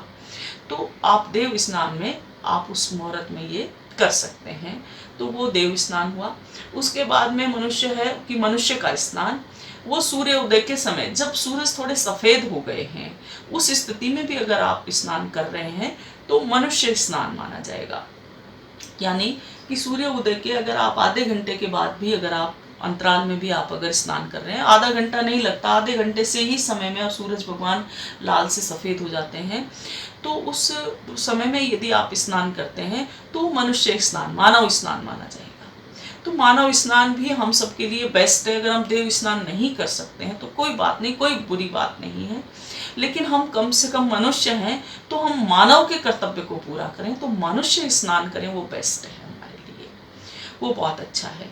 और तीसरा जो स्नान है कि जब सूर्य भगवान पूर्णतः सफ़ेद हो जाते हैं, जब पूर्णतः दिन ऊपर चढ़ जाता है, 10 बज गए, 11 बज गए, लोग 12 बजे, 1 बजे 2 बजे जब लोग स्नान कर रहे हैं, सुबह स्नान जो होना चाहिए वो स्नान लोग दोपहर को कर रहे हैं, तो वो राक्षसी स्नान कहलाता है। और उस स्नान से शरीर को कोई फायदा नहीं होने वाला, उल्टा शरीर को कोई ना कोई नुकसान ही होने वाला है। तो स्नान, मानव स्नान सबसे श्रेष्ठ है। आप मानव स्नान के समय में स्नान करें तो बहुत अच्छा है। अब बात आती है कि स्नान करने के बाद हमें क्या करना है और किस स्थिति में साबुन, हाँ एक चीज़ छूटी है मेरी कि स्नान करते समय हम साबुन लगाते हैं, तो मेरे भाई बहन साबुन भी नहीं लगाना चाहिए स्नान करते समय। जितने भी अब साबुन स्नान के आ रहे हैं, सभी साबुन कास्टिक सोडा सब में डाला हुआ है। जिस साबुन में झाग आता है उसमें कहीं ना कहीं कोई ना कोई केमिकल डाला हुआ है ही। विदाउट झाग का साबुन आपको बाजार में कहीं मिलेगा नहीं, और उस झाग वाले साबुन से अगर आप स्नान करते हैं तो कोई ना कोई केमिकल है, और कोई सा भी केमिकल लो आप, कोई भी केमिकल शरीर के लिए फायदेमंद नहीं है। तो स्नान में हम किस चीज़ का उपयोग करें? सबसे अच्छी बात तो यही है कि आप केवल सिंपल पानी से नहा लो, कुछ नहीं हो, बढ़िया साफ सफाई हो जाती है, बढ़िया, कुछ भी दिक्कत नहीं। लेकिन फिर भी यदि आपको कुछ लगाना है तो आप उसमें मुल्तानी मिट्टी का लगा सकते हैं। मुल्तानी मिट्टी बहुत अच्छी है, बहुत, जिसे आप मीट कहते हैं, वो बहुत अच्छी है, वो स्नान के लिए बहुत फायदेमंद है। दूसरा, आप हिंदुस्तान में बालू मिट्टी से स्नान कर सकते हैं, हिंदुस्तान की मिट्टी से स्नान कर सकते हैं, गाय के गोबर से स्नान कर सकते हैं। उसके बाद में आप दूध से स्नान कर सकते हैं, छाछ से स्नान कर सकते हैं। अब आप कहोगे साहब बाल किससे धोएं? तो बाल धोने के लिए छाछ बहुत अच्छा है। जितना पुराना दही छाछ हो वो बहुत अच्छा है। लोगों के जो बाल गिर रहे हैं, आप तांबे के बर्तन में 1-2 दिन पुराना दही डाल के रख दो, 2 दिन उसको तांबे के बर्तन में रखे रहने दो, और फिर आप उससे आप बाल धोकर देखो, क्या शानदार बाल हो जाएंगे। गोमूत्र से आप अपने बाल धो के देखो, बहुत अच्छे बाल होंगे। गोमूत्र पानी में डालकर स्नान किया जा सकता है, गोबर से स्नान किया जा सकता है, हिंदुस्तान की मिट्टी से स्नान किया जा सकता है, मुल्तानी मिट्टी से स्नान किया जा सकता है, दूध से स्नान किया जा सकता है, नींबू से स्नान किया जा सकता है। तो बहुत सारी चीज़ें हैं हमारे पास स्नान करने के लिए, तो उनसे हम स्नान कर सकते हैं। लेकिन साबुन का उपयोग शरीर के लिए हानिकारक है। फिर भी अगर आपको लगता है कि यह साबुन का उपयोग करना चाहिए तो आप पंचगव्य साबुन का उपयोग करें। पंचगव्य, हमारे जितने भी गव्य सिद्ध भाई बहन हैं वो सारे नीम का तेल का उपयोग करके और गोबर और मिट्टी, मुल्तानी मिट्टी से एक साबुन तैयार करते हैं जिसमें झाग नहीं मिलेगा आपको। आप उस साबुन का उपयोग शरीर पर कर सकते हैं। अपने बालों को बचाना है तो आप बिल्कुल साबुन और शैम्पू जो केमिकल वाले हैं उन सबको तो आपको छोड़ना ही पड़ेगा। और जिसमें भी झाग आ रहा है, आप किसी कंपनी का मैं ना सपोर्ट करूँगी और ना मैं किसी की बुराई करती हूँ, लेकिन मैं ये कहती हूँ कि जो भी झाग वाले साबुन हैं वो सभी केमिकल वाले हैं, तो इनसे शरीर को बचाएं तो अच्छा है।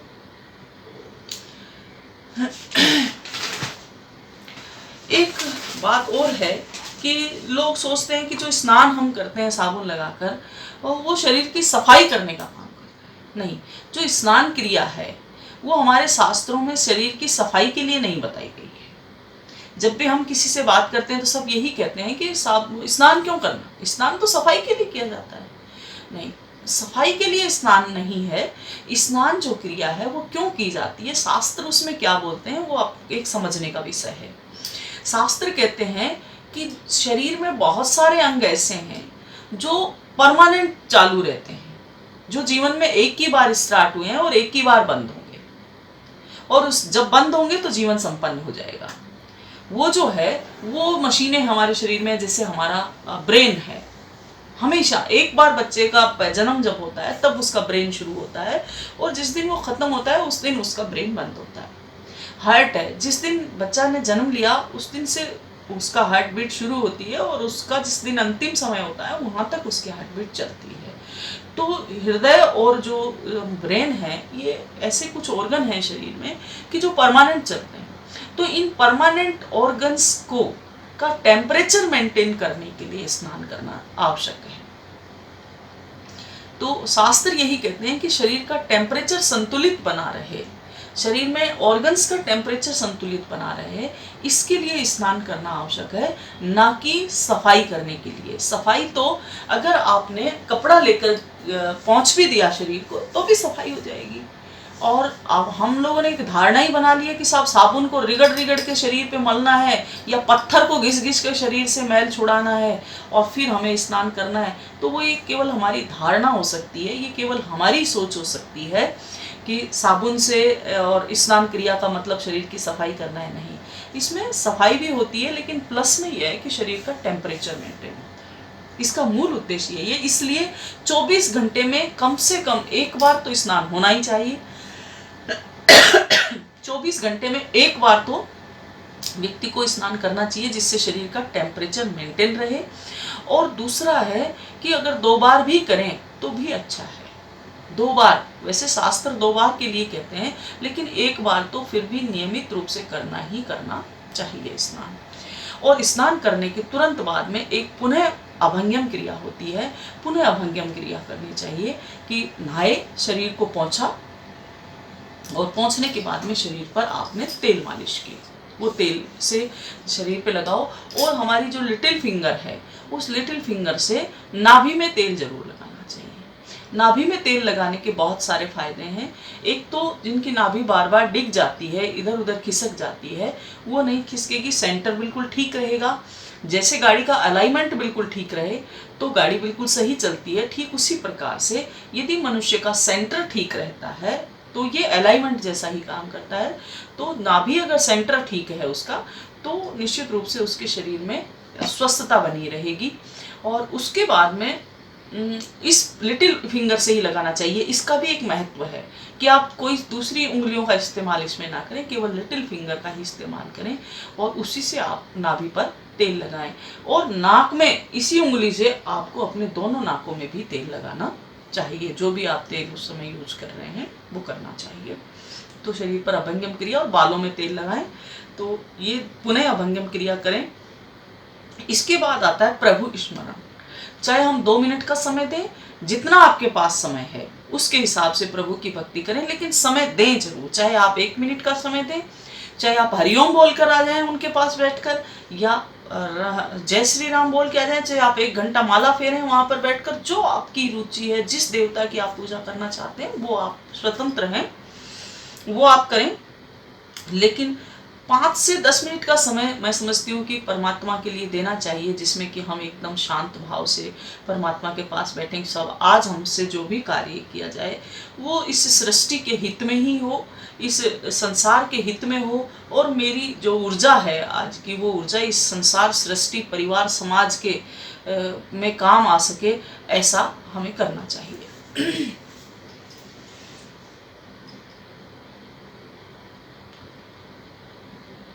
संगीता जी, आप अपना कैमरा बंद कर लें, या तो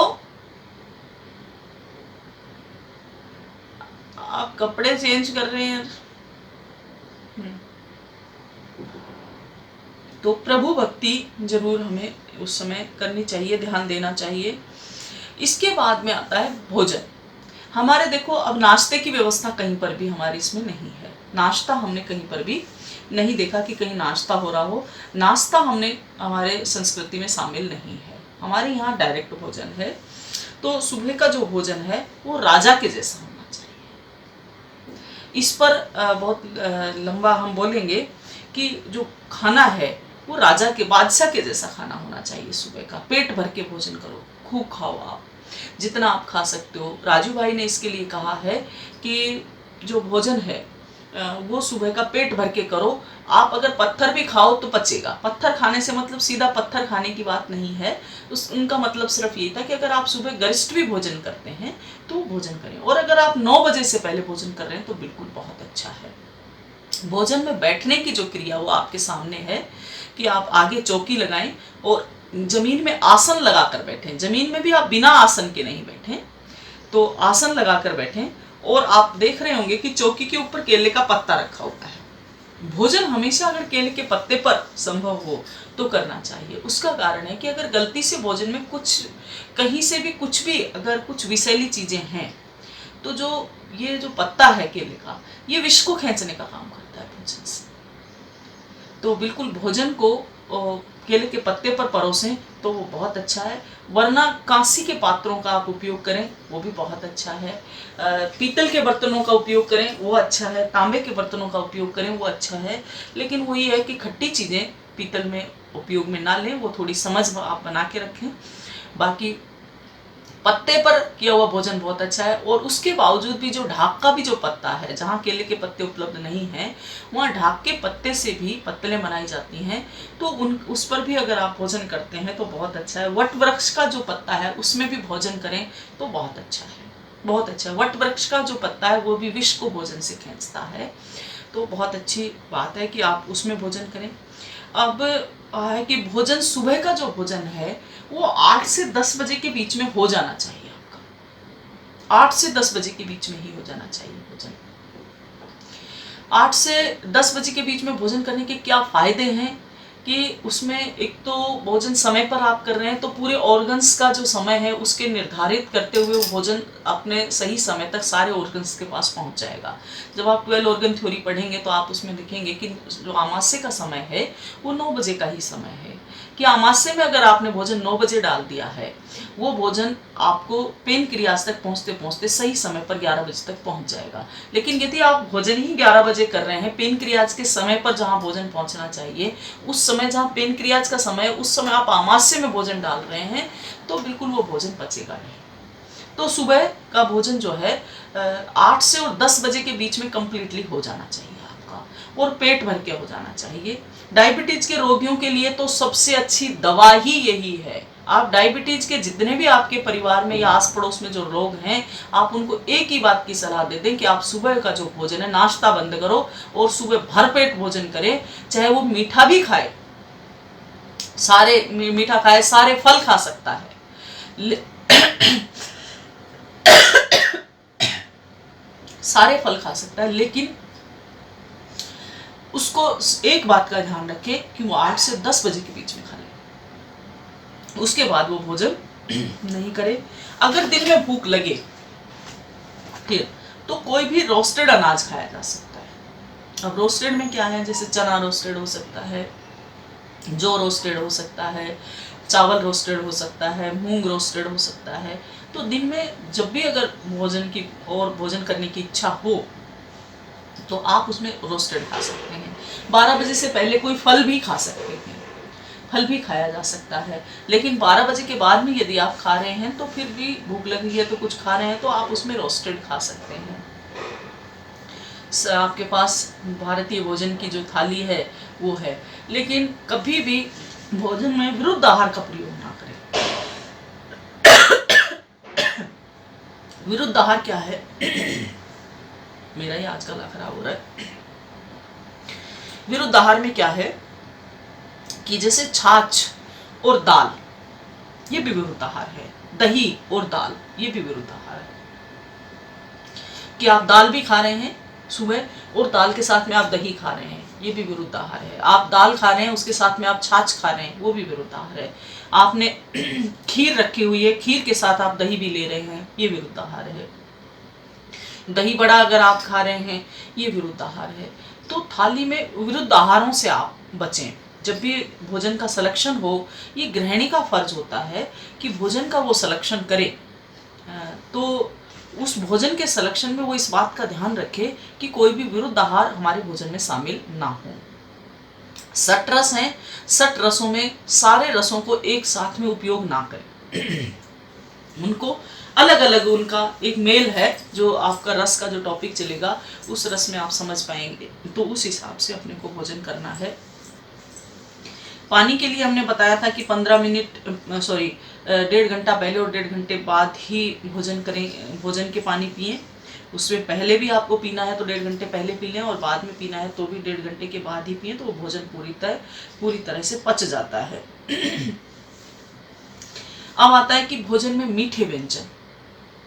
देखो, मीठा व्यंजन जो है वो भोजन में सबसे पहले करना चाहिए। सबसे पहले मीठा खाना चाहिए। आपकी थाली में एक नमकीन चीज रखी है और एक मीठी चीज भी रखी है, तो सबसे पहले जो आपको खाना है वो खाना है मीठा। दही और चावल बहुत अच्छा मेल है। किसी का प्रश्न था कि दही और चावल विरुद्ध आहार है क्या? नहीं, दही और चावल का मेल बहुत अच्छा है। दही और दाल का मेल नहीं। दही चावल बहुत अच्छी दवाई है, पेट की बहुत अच्छी दवाई है। किसी को पेट की बहुत तकलीफ रहती है और ऐसे व्यक्ति को दही चावल खिला दो, बहुत फायदेमंद है।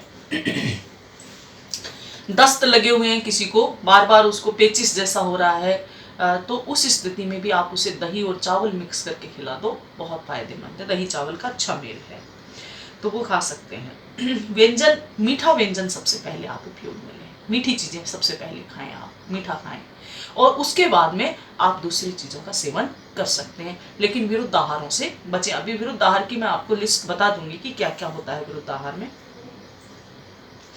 इसके बाद में है कि जमीन में बैठकर ही भोजन करें। यदि कोई प्रॉब्लम और समस्या है तो आप डाइनिंग टेबल का उपयोग कर सकते हैं। ये हमारे देश का दुर्भाग्य है कि हमने पाश्चात्य संस्कृति का उपयोग करते हुए हर घर में डाइनिंग टेबल आ गया और सब लोग ऊपर बैठ के भोजन करते हैं। नहीं करना चाहिए, उसका कुछ भी फायदा नहीं। देखो, उन लोगों की मजबूरी थी उन लोगों की मजबूरी थी कि वो लोग डाइनिंग टेबल का उपयोग करते हैं। वो बहुत ठंडे प्रदेश में रहते हैं, जैसे अमेरिका, ब्रिटेन, ये सब जो जगह हैं ये सब ठंडे प्रदेश हैं। ठंडे प्रदेश में जब व्यक्ति सुबह उठता है तो उनके घुटने गोडे इतने अकड़ जाते हैं, बहुत जबरदस्त। तो वो जो अकड़े हुए घुटने हैं उनसे जमीन में बैठा नहीं जाता, तो उन अकड़न के कारण से वो लोग ऊपर बैठकर भोजन करते हैं। लेकिन हमारे यहाँ तो बहुत गर्म क्षेत्र है, हमारी तो कोई मजबूरी नहीं है नीचे बैठना। कोई बुजुर्गों को हम छोड़ दें तो कोई हमारी मजबूरी नहीं है, हम लोग आराम से नीचे बैठ सकते हैं। रोगी नहीं है तो भी हम नीचे बैठ सकते हैं। तो आराम से जब नीचे बैठकर भोजन किया जा सकता है तो हमें डाइनिंग टेबल का उपयोग नहीं करना चाहिए। और वो उसमें जो भोजन है वो सही होता भी नहीं है और सही पचता भी नहीं है। डाइनिंग टेबल पर जो भोजन बैठकर किया जाता है, जो लोग खड़े खड़े भोजन करते हैं, जैसे किसी शादी पार्टी में जो खड़े खड़े भोजन करते हैं, वो पूर्णतः राक्षसी खाना हो गया। वो पूर्णतः राक्षस जैसे जीवते हैं, वही वो एक जीवन हो गया। तो ऐसा नहीं होना चाहिए। खड़े होकर कभी भी भोजन नहीं करना चाहिए। खड़े होकर पानी पीना ही नहीं चाहिए, तो खड़े होकर भोजन क्यों? हाँ, खड़े होकर पीने की एक चीज है हमारे पास, और वो है दूध। गाय का दूध आप रात्रि में जब पीने हैं तो उस समय आप खड़े होकर पी सकते हैं। क्योंकि वो जो भी हम खड़े होकर कोई भी चीज खाते हैं वो सीधी चीज घुटनों पर जाती है। और जो आवाज साफ नहीं आ रही क्या? आवाज नहीं आ रही? अभी भी नहीं आ रही क्या? आ रही है। और थोड़ा पास आ रही है। हाँ, किसी का मैसेज था कि आवाज साफ नहीं आ रही। तो जो घुटने में जो सीधी जो खाना है वो सीधा घुटनों तक प्रेशर डालता है, और जैसे वो घुटनों तक आता है तो दूध घुटनों में आए तो घुटनों का दर्द खत्म हो जाएगा। अगर दूध घुटनों तक आता है तो घुटनों का दर्द खत्म हो जाएगा और घुटनों में चिकनाई आ जाती है। तो दूध खड़े होकर पीना चाहिए हमेशा, लेकिन पानी और भोजन हमेशा बैठकर ही करें। अब इसमें बात आती है कि कौन से बर्तनों का हम उपयोग करें, भोजन बनाते समय भी और भोजन करते समय भी। भोजन बनाने में आजकल हमने एक देखा, हाँ सॉरी, मेरी एक बात चल रही थी कि उनके यहाँ पे डाइनिंग टेबल है, तो वो उन लोगों की मजबूरी है और हमारी कोई मजबूरी नहीं है। एक है कि सुबह जो वो लोग चाय पीते हैं, और हमने आपको कहीं भी दिनचर्या में चाय पीना नहीं बताया। आप में से भी बहुत सारे लोग होंगे जो चाय पी के ही बैठे होंगे आज भी। तो चाय नहीं पीनी चाहिए कभी भी मेरे भाई। अब वो चाय क्यों नहीं पीनी चाहिए, उसका भी कारण है। उन लोगों को देख के, अंग्रेजों को देख के हमने चाय पीना सीख लिया। हमारी संस्कृति की चीज नहीं है ये। हमारे यहाँ तो वही छाछ राबड़ी संस्कृति थी, हमारी दही संस्कृति थी, मक्खन और मिश्री भगवान श्री कृष्ण ने संस्कृति खड़ी की थी। आप सोचकर देखें कि भगवान श्री कृष्ण के घर पे 9 लाख गोवंश था नंद बाबा के यहाँ पे, और उनके यहाँ नदियां बहती थी दूध और दही की, छाछ की। जिसके यहाँ 9 लाख गाय हों तो उनके यहाँ क्या कमी है दूध दही छाछ की। लेकिन भगवान श्री कृष्ण ने मक्खन चोर के खाया। सुबह रोज दोस्तों के साथ निकलते थे और ग्वालों के साथ निकलते, मक्खन चोर चोर के खाते। जैसे ही ग्वालिन छाछ बेचने के लिए जाती थी तो उनको नाच दिखाते। सूरदास जी की एक पंक्ति आती है, या पता नहीं रसखान जी की है शायद, कि छचिया भर ताही अहीर की छोरियां छचिया भर छाछ के लिए नाच नचाओ। कि एक छोटे से गिलास छाछ के लिए भगवान श्री कृष्ण से अहीर की छोरियां नाच नचवाती थी, और फिर भी भगवान श्री कृष्ण छाछ पीते थे उनसे लेकर।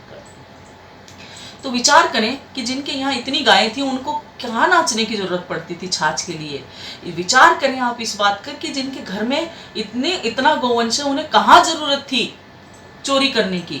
लेकिन मेरे भाई बहन, ये सब हम लोगों के लिए एक मैसेज था कि अगर आपके घर में गाय नहीं है और आपकी गौमाता ने अभी कुछ दिनों के लिए दूध देना बंद किया है, तो चाहे पड़ोस से चोर कर मक्खन खाओ लेकिन खाओ, चाहे पड़ोस से चोर के दही खाना पड़े लेकिन खाओ। ये बच्चों के लिए मैसेज था। और जो छाछ है, चाहे नाच दिखा के ही पीनी पड़े लेकिन छाछ पियो। ये एक मैसेज कन्वे किया था हमारी भारतीय संस्कृति में उन्होंने, कि ये जरूरी है। और खाने पीने की चीज़ के ऊपर भारतीय संस्कृति में कभी भी कोई चोरी नहीं मानी जाती है। और हमारे यहाँ तो आज भी हमारी संस्कृति में ये है कि अगर हम किसी गांव में आज भी जाते हैं तो लोग कहते हैं भाई साहब आके छाछ तो पी जाना, राबड़ी पी जाना, आज आ जाना दही की कटोरी पी जाना। आज भी वो लोग इतना इस बात को फॉलो करते हैं, इसका सम्मान करते हैं। लेकिन हमने अंग्रेजों को देखकर, फिल्मों को देखकर, टीवी को देखकर हमने चाय पीना सीख लिया। और इस चाय ने क्या किया है कि चाय सबकी हड्डियों को खा रही है, सबके घुटनों को खा गई, सबके जॉइंट्स को खा गई, और शरीर का जितना भी लिक्विड था, जो शरीर में जितनी चिकनाई थी, उस पूर्ण चिकनाई को खत्म कर दिया इस चाय ने। आप एक काम करके देखें कि आप 10-15 किलो दूध ले लें, 10-15 किलो दूध में आप एक मुट्ठी भर के चाय की पत्ती डाल दो और उसे बॉईल कर दो, और बॉईल करने के बाद में उसे जामन लगा के भिगो दो। आप इतना सा घी नहीं निकाल सकते उसमें से। आप सोचो कि जो 2 कप 3 कप 4 कप आप डेली चाय डाल रहे हो, वो आपके शरीर की कितनी चिकनाई को खत्म कर रहा है। उल्टा घी खाते नहीं है ना, और चाय पी पी के जो शरीर की जो चिकनाई है उसको भी वो चाय खत्म कर रही है। तो चाय नहीं पीनी चाहिए। और आजकल तो चाय जो है वो चाय नहीं है, ये डस्ट है। जो आप 200-250 रुपए की चाय पी के और अपनी शान दिखा रहे हैं, तो वो शान बेकार, झूठी शान है भाई, बिल्कुल भी वो चाय किसी काम की नहीं है। अगर शान भी दिखानी है तो हमें फिर भी अंग्रेजों को ही फॉलो करना है, तो उनको 100% फॉलो करो। फिर 100% फॉलो करने का मतलब मेरा क्या है कि जो चाय की लीव्स आती हैं, जो विदेशों में, हमारे यहाँ से सारा सामान चाय, जो अच्छी जो चाय होती है वो सब विदेशों में चली जाती है। वो चाय की जो लीव्स हैं, उन चाय की लीव्स को आप पानी में बॉयल करो, जैसे वो लोग पीते थे वैसे ही पियो, उसमें दूध मत डालो। लेकिन वो ग्रीन वाली पत्तियां ही लेकर आओ आप, उसमें मीठा चीनी मत डालो। वो चाय पीते थे, वो लोग केवल ऐसी ही चाय पीते थे कि गर्म पानी किया और गर्म पानी में वो पत्तियों को बॉयल करते थे और वही चाय वो लोग पीते थे। और उनकी मजबूरी थी चाय पीना, उनके भूगोल की मजबूरी है ये कि वो चाय पिए, क्योंकि सुबह जब वो उठते हैं तो उनसे उठा नहीं जाता है। उस समय उनके जो घुटने हैं वो पूरी तरह से जकड़ जाते हैं, पूरी उनके घुटनों में जकड़न हो जाती है। तो इसलिए उनको कुछ गर्म पदार्थ चाहिए होता है जो शरीर की सुस्ती को दूर कर सके। एकदम उत्तेजक पदार्थ है, और चाय को आप पढ़ेंगे तो चाय उत्तेजना लाती है, उत्तेजक पदार्थ है। तो वो उत्तेजक पदार्थ उनको चाहिए होता था। हम तो रहते ही उत्तेजक वातावरण में, हमारे यहाँ तो ऑलरेडी इतनी गर्मी है कि हम रहते ही ऐसी जगह हैं कि जहाँ पर हमारा वातावरण ही ऐसा है कि हम ठंडे प्रदेश में है ही नहीं, हमारे भूगोल ही ऐसा है। तो हमें चाय पीने की जरूरत कहीं है, तो कम से कम अपने घर से ये चाय निकालो। और आप अगर ऐसा सोच रहे हो कि नहीं, चाय के बिना जीवन संभव नहीं है, तो मैं एक ऐसा उदाहरण हूँ आप सबके सामने कि शायद जितनी चाय मैं पीती थी उतनी चाय तो शायद आप नहीं पीते होंगे। आप कप में चाय पीते होंगे, मैं गिलास भर के चाय पिया करती थी। लेकिन जिस दिन मेरी समझ बन गई, जिस दिन मुझे इस बात की समझ आ गई, उस दिन से मैंने मेरे घर से चाय निकाली। और आज हमारे घर पे कोई भी मेहमान आए तो चाय नहीं बनती है। तो जब हम कर सकते हैं तो मेरे भाई बहन, मेरे से तो सब आप अच्छे होंगे, आप सब कर सकते हैं, ये सब आप ले सकते हैं। इसमें कोई संकल्प लेने और दिलाने की बात नहीं है, ये केवल एक भावना की बात है, केवल एक मन की बात है कि अगर कोई गलत चीज है तो हम उस गलत चीज का इस्तेमाल छोड़ दें। अब आता है कि बर्तनों का उपयोग। बर्तनों के उपयोग में आज हम जब भी किसी के रसोई घर में जाते हैं, या आप अपने आज जितने भी भाई लोग हैं वो आज ही अपनी रसोई में एक बार जाकर देखना और जाकर चेक करना कि कितने सारे बर्तन आपके घर में एल्यूमिनियम के आ चुके हैं। महिलाएं जा जाकर इतने एल्यूमिनियम के बर्तन ले आई। मैं भी महिला हूँ, लेकिन मैं महिलाओं की बुराई करती हूँ इस बात के लिए कि सही में इन्होंने अपने सुख के लिए बहुत कुछ किया है कि एल्यूमिनियम के लाइट वेट के बर्तन जो होते हैं, इनको मांजने में जोर नहीं आए, इनको सफाई उसमें करने में जोर नहीं आए, इसलिए पीतल के बर्तन बेच के आ गई और वहां से जा जाके सब एल्यूमिनियम के बर्तन लेकर आ गए। एल्यूमिनियम का कुकर लेके आ गए, एल्यूमिनियम का फ्राई पैन, और कढ़ाई तो हर घर में एल्यूमिनियम की मिल जाएगी आपको। कोई एक दो घर ढूंढोगे आप तो मिलेगा, नहीं तो सब घर में आपको एल्यूमिनियम की कढ़ाई मिलेगी। और एल्यूमिनियम एक इतना गंदा धातु है, एक इतना बेकार धातु है कि इस धातु में यदि हम भोजन बनाते हैं तो वो जो भोजन है वो केवल कचरा खाने के बराबर है, केवल पेट भरने का कचरा है, इसके अलावा कुछ नहीं है। वो जो धातु है इतना खराब धातु है। तो भोजन के लिए जो सबसे बेस्ट, बनाने के लिए भी और खाने के लिए भी जो सबसे बेस्ट जो धातु है वो धातु है मिट्टी का बर्तन, जो आपके सामने है स्क्रीन पर। मिट्टी के बर्तनों का आप उपयोग करें तो बहुत अच्छा है। अगर आप मिट्टी के बर्तनों का उपयोग नहीं समझ पा रहे हैं कि ड्यूरेबल नहीं है, नहीं हो सकता है ऐसा, तो फिर आप दूसरा कांसी के कुछ बर्तनों का उपयोग आप कर सकते हैं। पीतल के बर्तनों का उपयोग कर सकते हैं। पीतल भी बहुत अच्छा धातु है। लोगों ने केवल एक साइकोलॉजी बना रखी है कि पीतल साफ नहीं होता है, पीतल खराब हो जाता है, पीतल में खाना खराब होता है। खट्टी चीजें छोड़ दो, बाकी पीतल में कोई चीजें खराब नहीं होती। तो पीतल का बर्तन का उपयोग भी किया जा सकता है। और पीतल के बर्तन में खट्टी चीज भी डाल सकते हैं यदि आप उसमें कली करा दो तो। और वो जो कली जो उसमें होती है वो कली शरीर के लिए फायदेमंद होती है। वो शरीर के लिए, जो पीतल के बर्तन पे हमारे पूर्वज कली कराया करते थे और फिर उसे साल 2 साल में वो कली हट जाती थी तो उसे दोबारा कली कराने के लिए लेके जाना पड़ता था। मुझे बहुत अच्छी तरह याद है कि मेरे दादाजी हर दीपावली को कुछ बर्तन लेते थे, कहते थे लाओ भाई जो बर्तन है वो दे दो, कली करा के लाता हूँ। तो साल में 1.5 साल में जब कली उतर जाती थी तो उसको वो कली कराने के लिए बर्तन लेके जाते थे। और वो जो कली धीरे धीरे उतरती, वो एक दिन में नहीं उतरती थी, वो साल 6 महीने में उतरती थी वो कली। और वो कली धीरे धीरे भोजन के साथ जो हमारे शरीर में जाती है तो वो धीरे धीरे स्लो मोशन में जो शरीर में जा रही है, कम मात्रा में जो जा रही है, वो शरीर के लिए फायदेमंद है। इसलिए पीतल के बर्तनों का उपयोग कली करा के निस्फिकर कर सकते हैं आप, कोई भी उसमें चिंता करने की बात नहीं। और उसके बावजूद भी अगर आपको लगता है कि ये सब नहीं हो पा रहा है तो आप फूड ग्रेड स्टील का उपयोग कर सकते हैं। जो फूड ग्रेड वाला स्टील आता है 304 और 316 ग्रेड का, उसका आप उपयोग कर सकते हैं। आज तो स्टील के नाम पे भी यहाँ पे बहुत गंदे बर्तन आने लगे हैं, उन बर्तनों का आपको उपयोग नहीं करना है। सोने चांदी का अगर उपयोग करें तो बहुत अच्छा है। जब हम पहले सोचते थे कि राजा महाराजाओं के यहाँ सोने के बर्तन है, राजकुमार सोने के बर्तनों में भोजन करते हैं, तो मेरे भाई बहन ये कोई एक दिखावा नहीं था, ये वस्तुतः एक साइंस थी, एक विज्ञान था कि सोने के बर्तनों में भोजन करने से क्या फ़ायदे हैं, भोजन बनने से क्या फ़ायदे हैं, चांदी में भोजन करने के क्या फ़ायदे हैं। ये वाघभट्ट जी ने बहुत बड़ा समझाया हुआ है, एक बहुत बड़ा विज्ञान है। लेकिन मोटा मोटा भी अगर हम समझ लें इसको, कि एक मोटी बात ही ध्यान रख लें कि एल्यूमिनियम के बर्तन को हम बाहर निकाल दें रसोई से। एक सबसे 100 बातों की एक ही बात याद रख लें।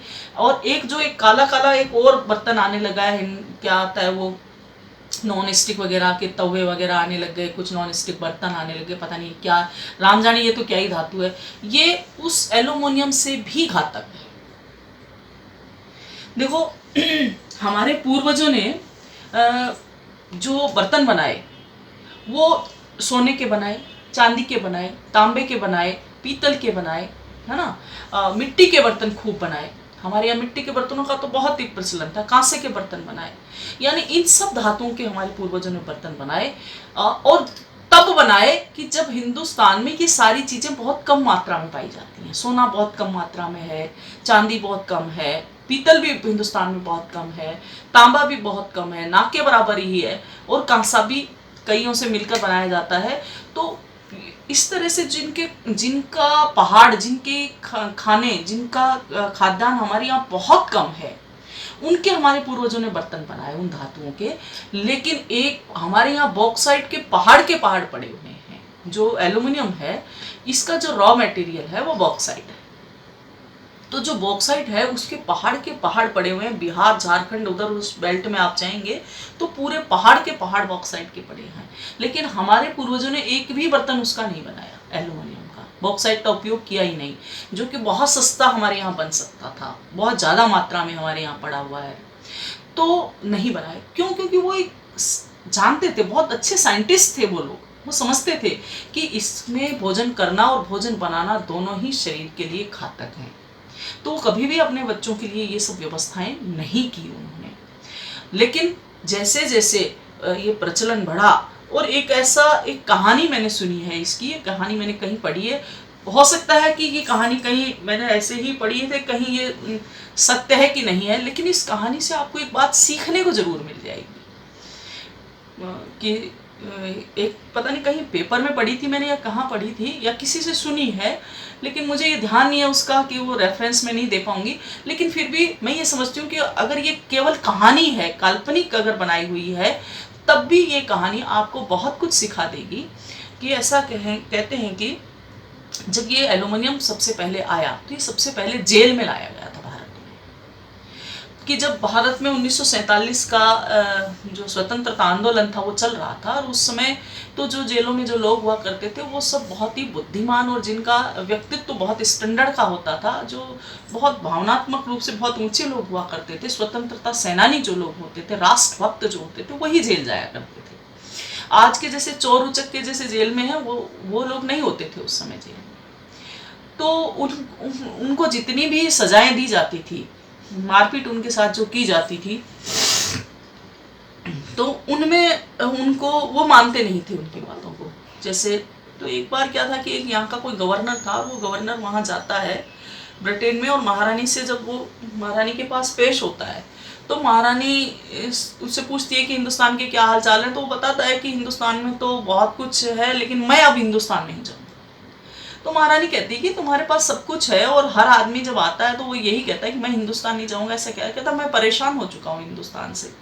तो क्या बात है इस हिंदुस्तान में? बोला कि जितना भी तो उन्होंने कहा कि वो जो वहाँ के जो लोग हैं उनको खरीद लो, लोग बिकते नहीं है। तो बोले उनकी पिटाई करो, जैसे भी करो। तो बोले वो पीटने से मानते नहीं है। तो जब उसने बताया कि जितना मैं उनको मारता हूँ जेलियों को, उतना इनकलाब जिंदाबाद बोलते हैं वो। इनकलाब जिंदाबाद का जो मतलब है वो यही होता है कि सरकार व्यवस्था को उखाड़ के फेंक दो, इनकलाब जिंदाबाद। तो इस सरकार जो व्यवस्था थी उस समय की, उसको उखाड़ के फेंक दो, ऐसा वो कहते थे, तो कहते हम परेशान हो चुके हैं। तो उन्होंने कहा कि उनको खरीदो। तो बोले वो बिकते नहीं है। क्यों नहीं बिकते हैं? कि वहाँ वो लोग गाय का दूध पीते हैं, ईमान पर रहते हैं वो लोग। आप सोचो कि हिंदुस्तान की गाय की चर्चा वहाँ की संसद में हो रही है, तो उसका क्या रीजन हो सकता है कि कैसे वो सब चलेगा। तो हिंदुस्तान की जो गाय है वो एक इतनी शक्तिशाली है, उसका जो गव्य है, उसके जो दूध हैं वो इतने शक्तिशाली हैं कि उनकी जो चर्चा है वो वहाँ तक पहुँच गई। तो उन्होंने बताया कि हम कर क्या सकते हैं इसमें। तो उन्होंने कहा कि एक जो उन गायों का जो संवर्धन होता है, तो गायों के संवर्धन को रोक दो आप। तो उस समय एक नियम, उन्होंने एक कानून पास किया वहाँ से, और वो कानून था नंदीवत। अब आप विचार कर सकते हैं इस बात पर कि गाय जो भारत की गाय है उसने वहाँ पर क्या नुकसान करने पहुंच गए, जो कि उनके संवर्धन, जो नंदियों से जो उनका संवर्धन होता था उसको रोक दिया जाए, उन्होंने ऐसा कहा। तो ये भी एक था कि सब उनकी देशभक्ति इतनी है कि गाय का दूध पीने वाले लोग हैं तो वो बिक नहीं सकते हैं। और दूसरा उन्होंने फिर ये बताया कि वहाँ के जो लोग हैं वो जो उनकी जो संस्कृति है उसके अकॉर्डिंग वो ना बाबू बन सकते हैं और ना बिक सकते हैं और ना उनकी राष्ट्रभक्ति को खरीदा जा सकता है। तो उन्होंने कहा कि उनको स्लो पॉइजन देना शुरू करो। तो वहाँ से ये स्लो पॉइजन आना शुरू हुआ, एल्यूमिनियम, और वो स्लो पॉइजन वहाँ से निकला और बॉक्साइट के उन्होंने यहाँ से कच्चा माल गया और वहाँ से वो बर्तन तैयार हुए और वो बर्तन हिंदुस्तान के जेलों में जो आए, और जेलों में आने के बाद में कैदियों को उसी में भोजन उनका बनने लगा और उसी में उनको भोजन परोसने लगे। ऐसा कुछ एक ये मैंने कहीं सुना था, तो आप लोग इसमें सीख सकते हैं। लेकिन 1935 के बाद में जब वो अधिनियम में जो आप पढ़ेंगे, 1935 का जो अधिनियम है उसमें भी अब आप पढ़ेंगे तो ये नंदीवत कानून जरूर उसमें आएगा। आप इसको आज भी नेट पर निकाल कर देख सकते हैं कि अंग्रेजों ने जो नंदीवत कानून बनाया था वो कैसे बनाया था। और उस समय फिर पकड़ पकड़ के जो भी गांव में नंदी हुआ करते थे तो कहते थे कि ये तो सार्वजनिक संपत्ति है, और नंदियों का वध करना इन्होंने शुरू भी किया था। तो ये एल्यूमिनियम वहाँ से प्रचलित होकर आया है। तो ये जो बर्तन हैं, ये सारे के सारे जो बर्तन, ये सारे रसोई से अगर हम लोग निकाल दें तो किसी न किसी तरह से हम अपने बच्चों को बचा सकते हैं। और एल्यूमिनियम का जो सबसे बड़ा जो नुकसान होता है वो होता है कि टीबी का जो रोग है वो उसी से होता है। तो टीबी जो है वो इसका ही मूल कारण है। तो इस प्रकार से ये बर्तनों का जो है सलेक्शन, वो अगर हम सही करें तो आप लोग आज ही अपनी सब रसोई में जाएंगे और आप एक बार चेक करेंगे तो आपको पता चलेगा कि हम लोगों के साथ भी क्या हो रहा है। तो जैसे मान लो कि हमने बहुत अच्छा भोजन बनाया, बादाम का हलवा जैसे सबसे हम श्रेष्ठ मानते हैं भोजन के उसमें, तो बादाम का हलवा भी अगर हम बना रहे हैं तो उसको अगर लोहे की कढ़ाई में बनाते हैं तो बहुत अच्छा है। हम अगर उसको मिट्टी के पात्र में बनाते हैं, मिट्टी की कढ़ाई में बना रहे हैं तो भी बहुत अच्छा है, उसमें 100% उसकी जो न्यूट्रिशन वैल्यू है वो बचेगी। लेकिन यदि इसी बादाम के हलवे को अगर हम एल्यूमिनियम की कढ़ाई में बनाकर बच्चों को खिला रहे हैं तो उसकी न्यूट्रिशन वैल्यू, राजीव भाई तो बताते हैं कि 5-7% बचती है बस, लेकिन हम तो सभी को ये कहते हैं कि वो 5-7% तो कुछ भी नहीं है, आप तो उसको जीरो ही समझ लो। तो वो खाया कुछ नहीं, वो केवल पेट भर गया, कचरा है और कुछ नहीं है। रोजाना दाल खाते हैं हम एल्यूमिनियम के कुकर में बना बना के, और फिर भी हमारे शरीर की अगर हम जांच कराएं तो उसमें देखते हैं कि प्रोटीन की जो कमी है वो आती है। तो प्रोटीन की कमी हमारे शरीर में क्यों? जो रोज व्यक्ति दाल खा रहा है, प्रोटीन का सबसे बड़ा जो स्रोत है वो दाल है, लेकिन उसके बावजूद भी हमारे शरीर में अगर प्रोटीन की कमी आती है तो उसके क्या कारण हो सकते हैं? उनका मूल कारण यही है कि हम जो एल्यूमिनियम के पात्र में दाल बनाकर खा रहे हैं, निश्चित रूप से वो कचरा खाया जा रहा है, उसकी न्यूट्रिशन वैल्यू जीरो हो रही है। तो इस तरह हम सब अपने अपने घरों से इनको निकालें। मेरे हिसाब से प्रश्न काल का समय हो गया है, आप लोग अपना अपना म्यूट खोल सकते हैं, बाकी कल करेंगे। तो आप लोगों को जो प्रश्न है, आज प्रश्न भी शायद ज़्यादा होंगे, तो आप लोग प्रश्न पूछ सकते हैं। अपना म्यूट खोल लें जिसको बात करनी है।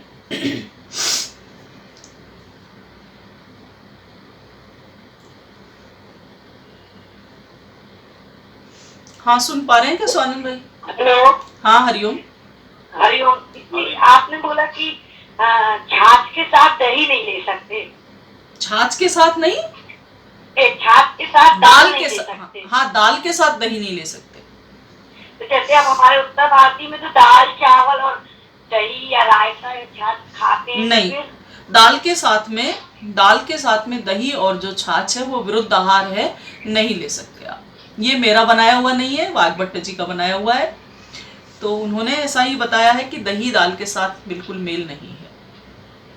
तो जी ऐसा कर सकते हैं कि पूरे भोजन के बाद फिर छाछ पिए या दही खाएं? नहीं, दही तो लेना ही नहीं है। अगर पीना भी है तो भोजन करने के बाद में, अगर आपने दाल भी खाया है उसके ऊपर थोड़ा बहुत कुछ खा के छाछ आप ऊपर से पीना चाहें वो पी सकते हैं, लेकिन दही और दाल मिक्स करके कभी नहीं खाएं।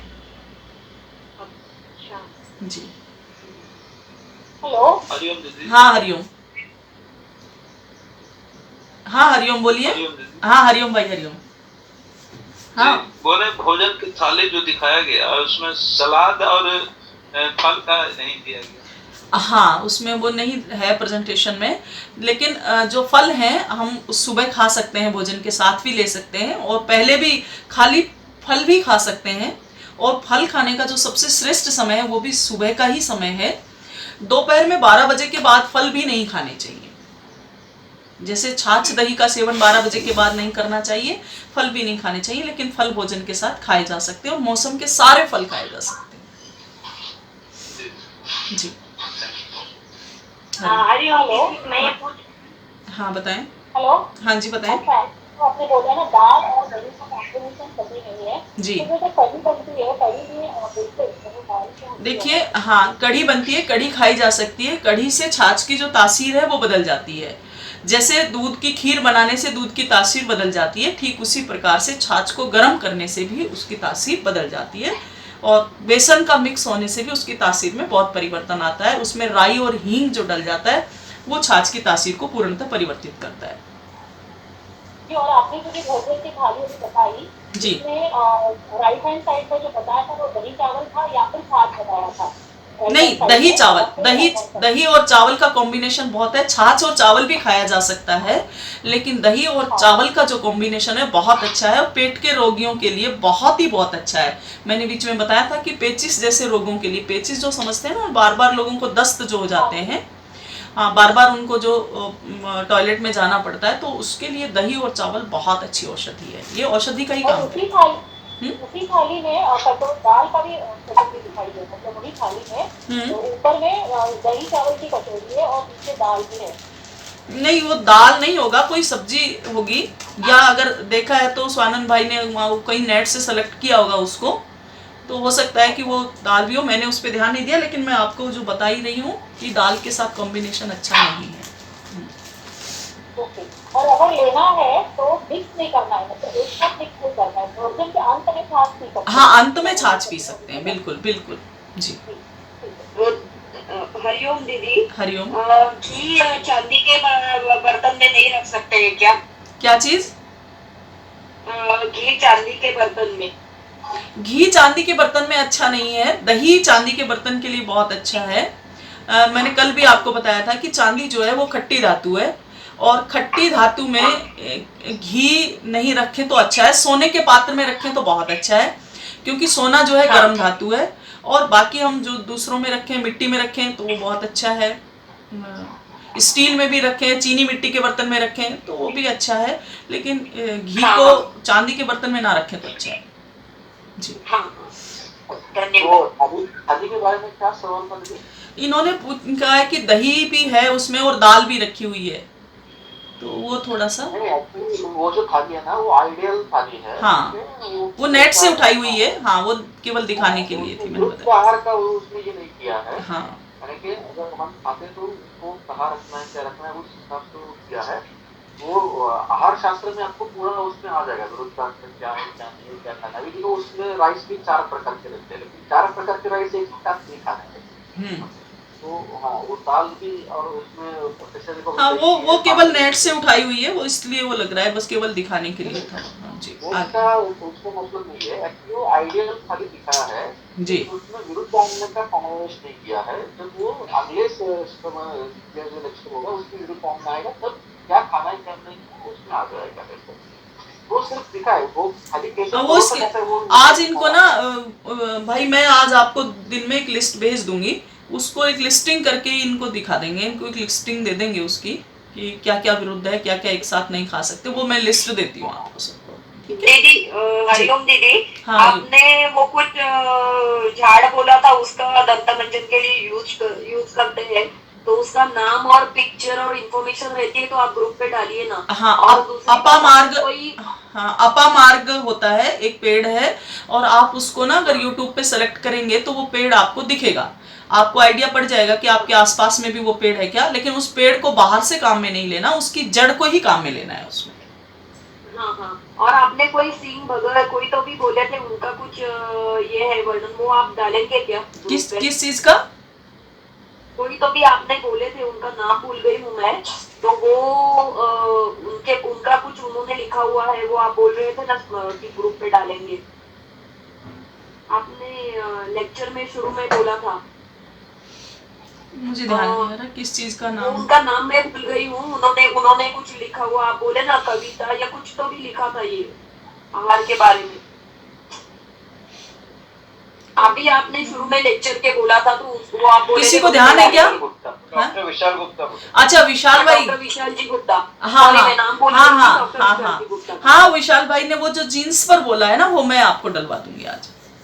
हाँ, धन्यवाद जी, हरिओम दीदी। हरिओम।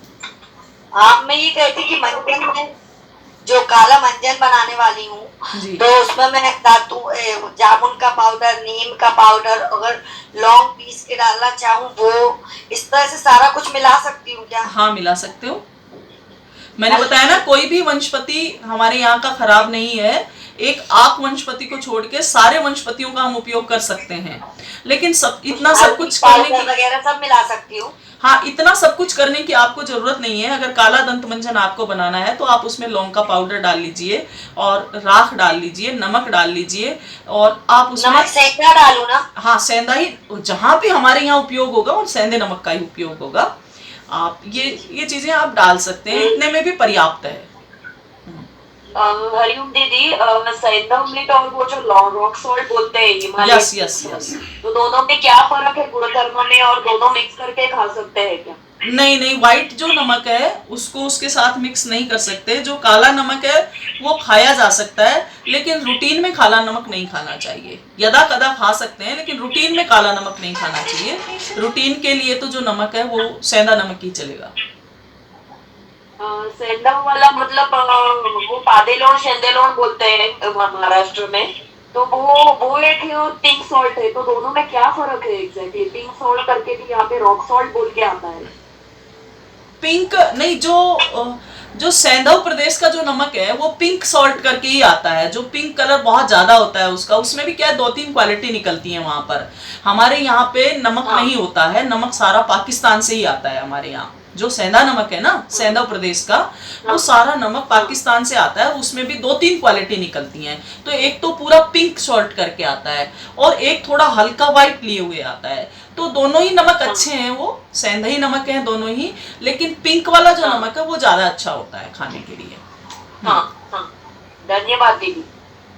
दीदी जी मुझे पूछना है कि ये दातुन जो आपने बोले कि वो नीम की जो डंडी रहती है वो लेके आप दातुन कर सकते हैं, लेकिन उसे रखे कैसे, क्योंकि वो सूख जाती है। नहीं, मैंने बताया ना, उसको पॉलिथीन पैक करके रखना है आपको, पॉलिथीन से बाहर नहीं निकालना है उसको। और जब आपको जैसे आज वाला जो दातुन है वो कल यूज करना है तो उसको पानी में डाल के रखते हैं आप। अच्छा, और मेरा दूसरा सवाल है, स्नान के बाद आपने बोले तेल लगाओ नाभि में, जी, तो वो पूरे बॉडी में वापस नहीं लगाना है, सिर्फ नहीं नाभि में भी लगाना है, और अभंगम क्रिया पूरी बॉडी पे ही होती है, पूरी बॉडी पे ही लगाना है। स्नान के बाद में आपको टॉवल से पोंछना है, और पोंछने के बाद में पूरे शरीर पे अभंगम करना है। अभंगम शब्द का मतलब ही होता है कि पूरे शरीर पे एक बार तेल लगाना है, मालिश नहीं करनी है। उसके बाद नहाने के बाद में केवल लगाना है आपको, और लिटिल फिंगर से आपको नाभि में लगाना है। हाँ, और आपने ये षड्रस भोजन बोले, तो वो कैसे लेना है? मतलब हम लोग तो वो दही और ये लिया, फिर बाद में कैसे खाना है? नहीं, वो कैसे लेना है? सुबह दूध तो लेने का हमने कहा ही नहीं कभी।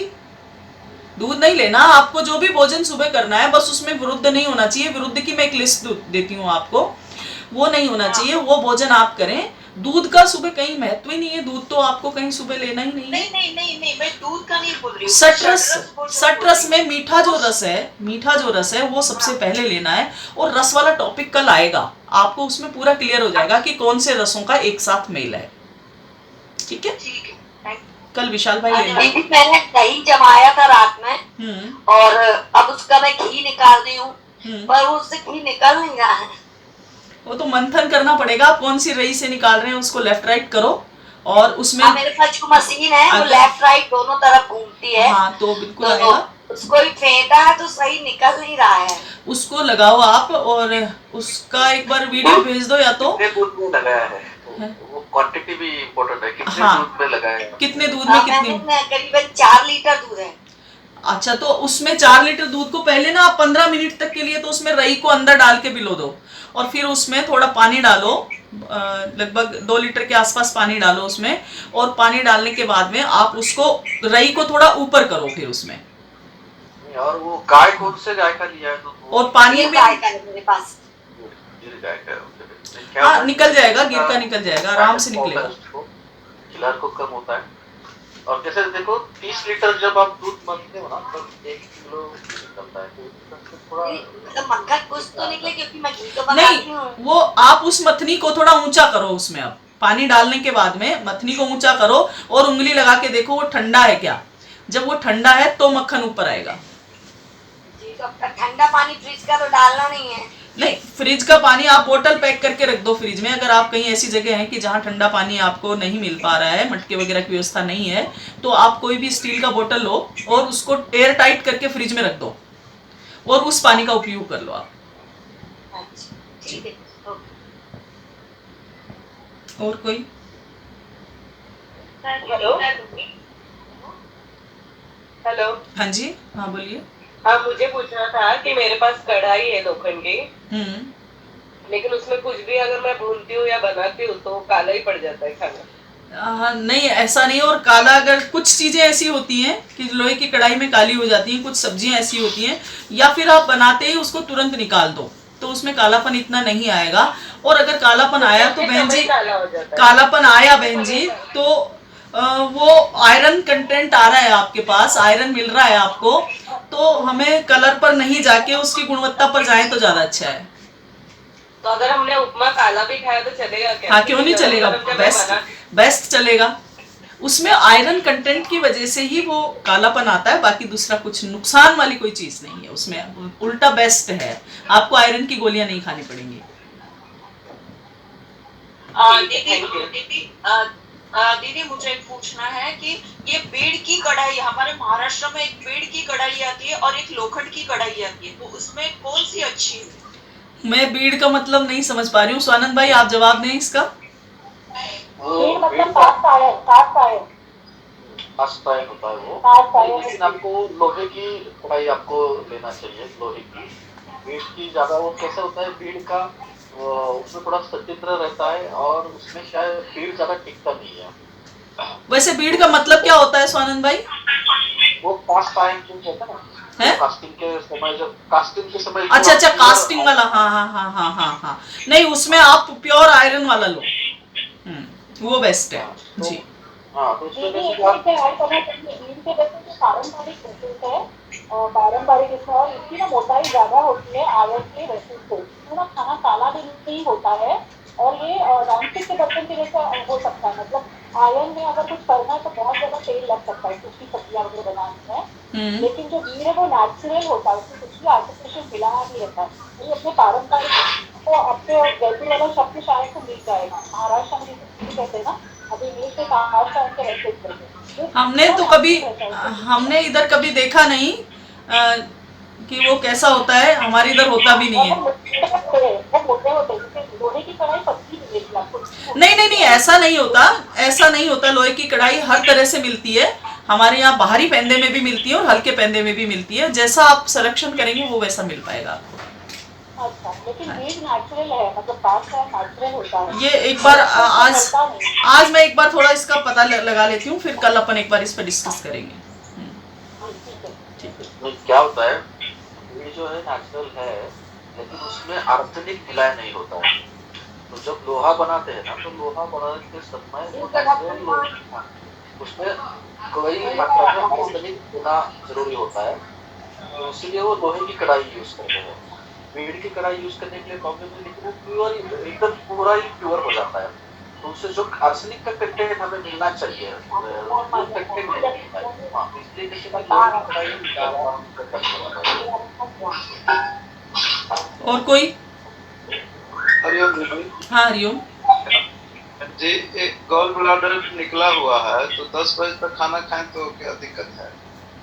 गॉल ब्लेडर निकला हुआ है तो 10 बजे तक खाना खाएं सवेरे। नहीं, हाँ 10 बजे से पहले ही। देखो जिनका गाल ब्लेडर निकल जाता है ना, वो भी बहुत मुश्किल होता है उनके लिए भोजन पचाना।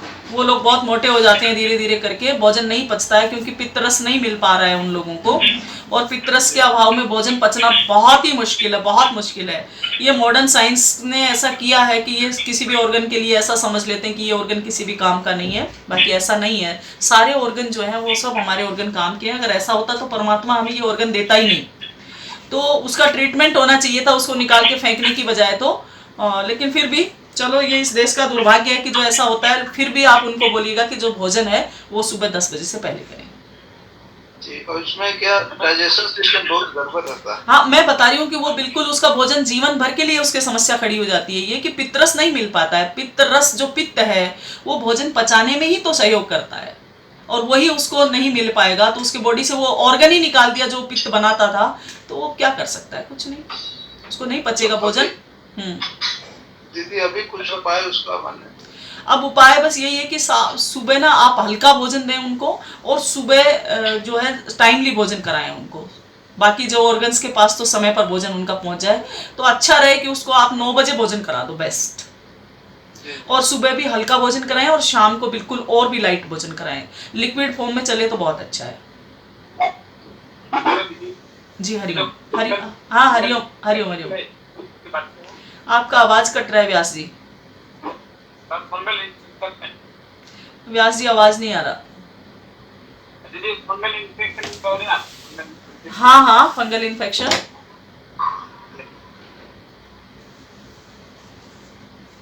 जी जो फंगल इन्फेक्शन है जरा प्लीज आ जाइए, इसके बारे में बताओ जरा, इसका इलाज। अच्छा, फंगल इन्फेक्शन के लिए नीम का जो स्प्रे है, हम जो गौमूत्र से नीम स्प्रे बनाते हैं वो बहुत अच्छा है। नीम के पानी से और नीम के फल से बार बार धोना बहुत अच्छा है उसके लिए। नीम के फल से भी उसे बहुत अच्छे से धोना चाहिए उसको।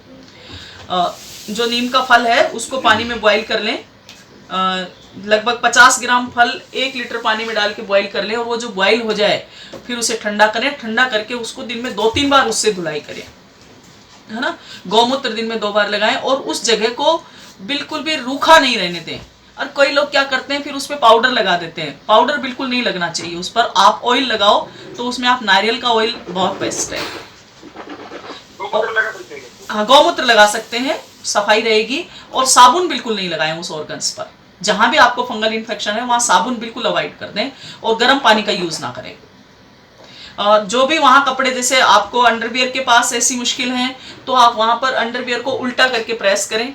अगर आपको आर्मपिट में ऐसा है तो आप बनियान को बिल्कुल उल्टा करके प्रेस करके पहने। धूप अच्छे से कपड़ों को दिखाएं, और अच्छा रहे कि अभंगम क्रिया आप खूब करें स्नान से पहले और स्नान के बाद में। और सूर्य का प्रकाश जरूर उस ऑर्गन तक पहुंचना चाहिए। जी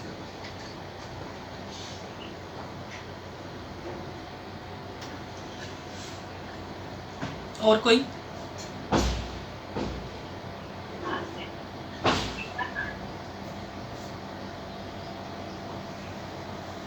और कोई? दीदी, जैसे आपने कहा कि हम पानी स्टील की बोतल में एयर टाइट वाले में भर के फ्रिज का उपयोग कर सकते हैं जी। तो अगर ऐसा दूध रख के उपयोग नहीं कर सकते हैं? नहीं, दूध को नहीं रखना चाहिए। उसमें क्या होगा कि जो उसका पूरा मलाई वाला जो पार्ट है ना, वो ठंडक होने की वजह से पूरा ऊपर आ जाता है, उसमें मिक्स नहीं रहता है फिर दूध में। आपने देखा होगा ना, जब आप फ्रिज में रखते हो तो मलाई मोटी आ जाती है। हाँ, तो वो क्या है कि उसमें से ना पूरा पार्ट दूध का टूटने लग जाता है, तो वो नहीं करना है। केवल पानी का उपयोग कर सकते हैं। अच्छा। हरिओम दीदी। हरिओम भाई जी, बोल रहे हैं कि गौमूत्र अर्क में मधु मिला के पी सकते हैं? गोमूत्र अर्क में मधु मिलाने का तो कोई औचित्य तो नहीं है, ऐसे कोई नुकसान नहीं होगा, पी सकते हैं आप, उसमें मिश्री भी मिला के पी सकते हैं, मधु भी मिला के पी सकते हैं, लेकिन कोई औचित्य नहीं है उसमें पीने का। क्यों आप मधु मिलाना चाहते हैं, पहले बताएं एक बार। उसको अगर औषधीय रूप में लेना है, या केवल आपको ऐसा लग रहा है कि मैं पी नहीं पा रहा हूं, ऐसा लग रहा है आपको? जी हाँ, पी नहीं पा रहा। अच्छा, इसलिए तो आपने कौन सा अर्क खरीदा था, पतंजलि का? जी नहीं, क्या नाम था, पहले 1 साल पहले खरीदे थे। हाँ, तो वो ना बहुत तेज होगा, इसलिए आप नहीं पी पा रहे होंगे उसको। आप एक बार किसी गव्य सिद्ध से आप अरेंज करें, या मुझसे कोरियर से मंगा लें आप, तो उस गोमूत्र अर्क को एक बार आप पी कर देखिए, आप 100% वैसे ही पी सकते हैं, उसमें कई मधु मिलाने की जरूरत नहीं है। वो हो सकता है कि अमोनिया का किसी ऐसी कंपनी का होगा कि जिसमें अमोनिया अच्छे से नहीं निकली है, तो इसका स्मेल पार्ट ज्यादा आ रहा होगा, तो वो हाँ, तो इस वजह से आप नहीं पी पा रहे हैं। एक बार आप दोबारा इस बात के लिए ट्राई कर लें, या तो हमसे मंगा लें, या आसपास आपके कोई भी हमारे गव्यसिद्ध भाई बहन हो तो आप उनसे मंगा सकते हैं। Thank you. नमस्कार दीदी। हरिओम। नमस्कार दीदी। हाँ, हरिओम। रात में भी लड़कियां क्या खाना किस कौन बोल रहे हैं, आपकी आवाज नहीं आ रही है, मुझे समझ में भी नहीं आ रहा किसका। अभी भी नहीं सुन रहा, नहीं सुन पा रही हूँ मैं। रात में अगर अच्छी नींद आने के लिए क्या खाना चाहिए? रात को क्या खाना चाहिए? हाँ, नींद आने के लिए। अच्छा, नींद आने के लिए क्या? नींद आने के लिए तो रात को नशिका औषधि डालनी चाहिए आपको। जो हमारा नश्य होता है ना, नशिका औषधि एक होती है नाक में डालने की, एक घृत होता है, उस घृत को रात को आप नाक में डाल के सोएंगे तो नींद बहुत अच्छी आएगी आपको, शानदार।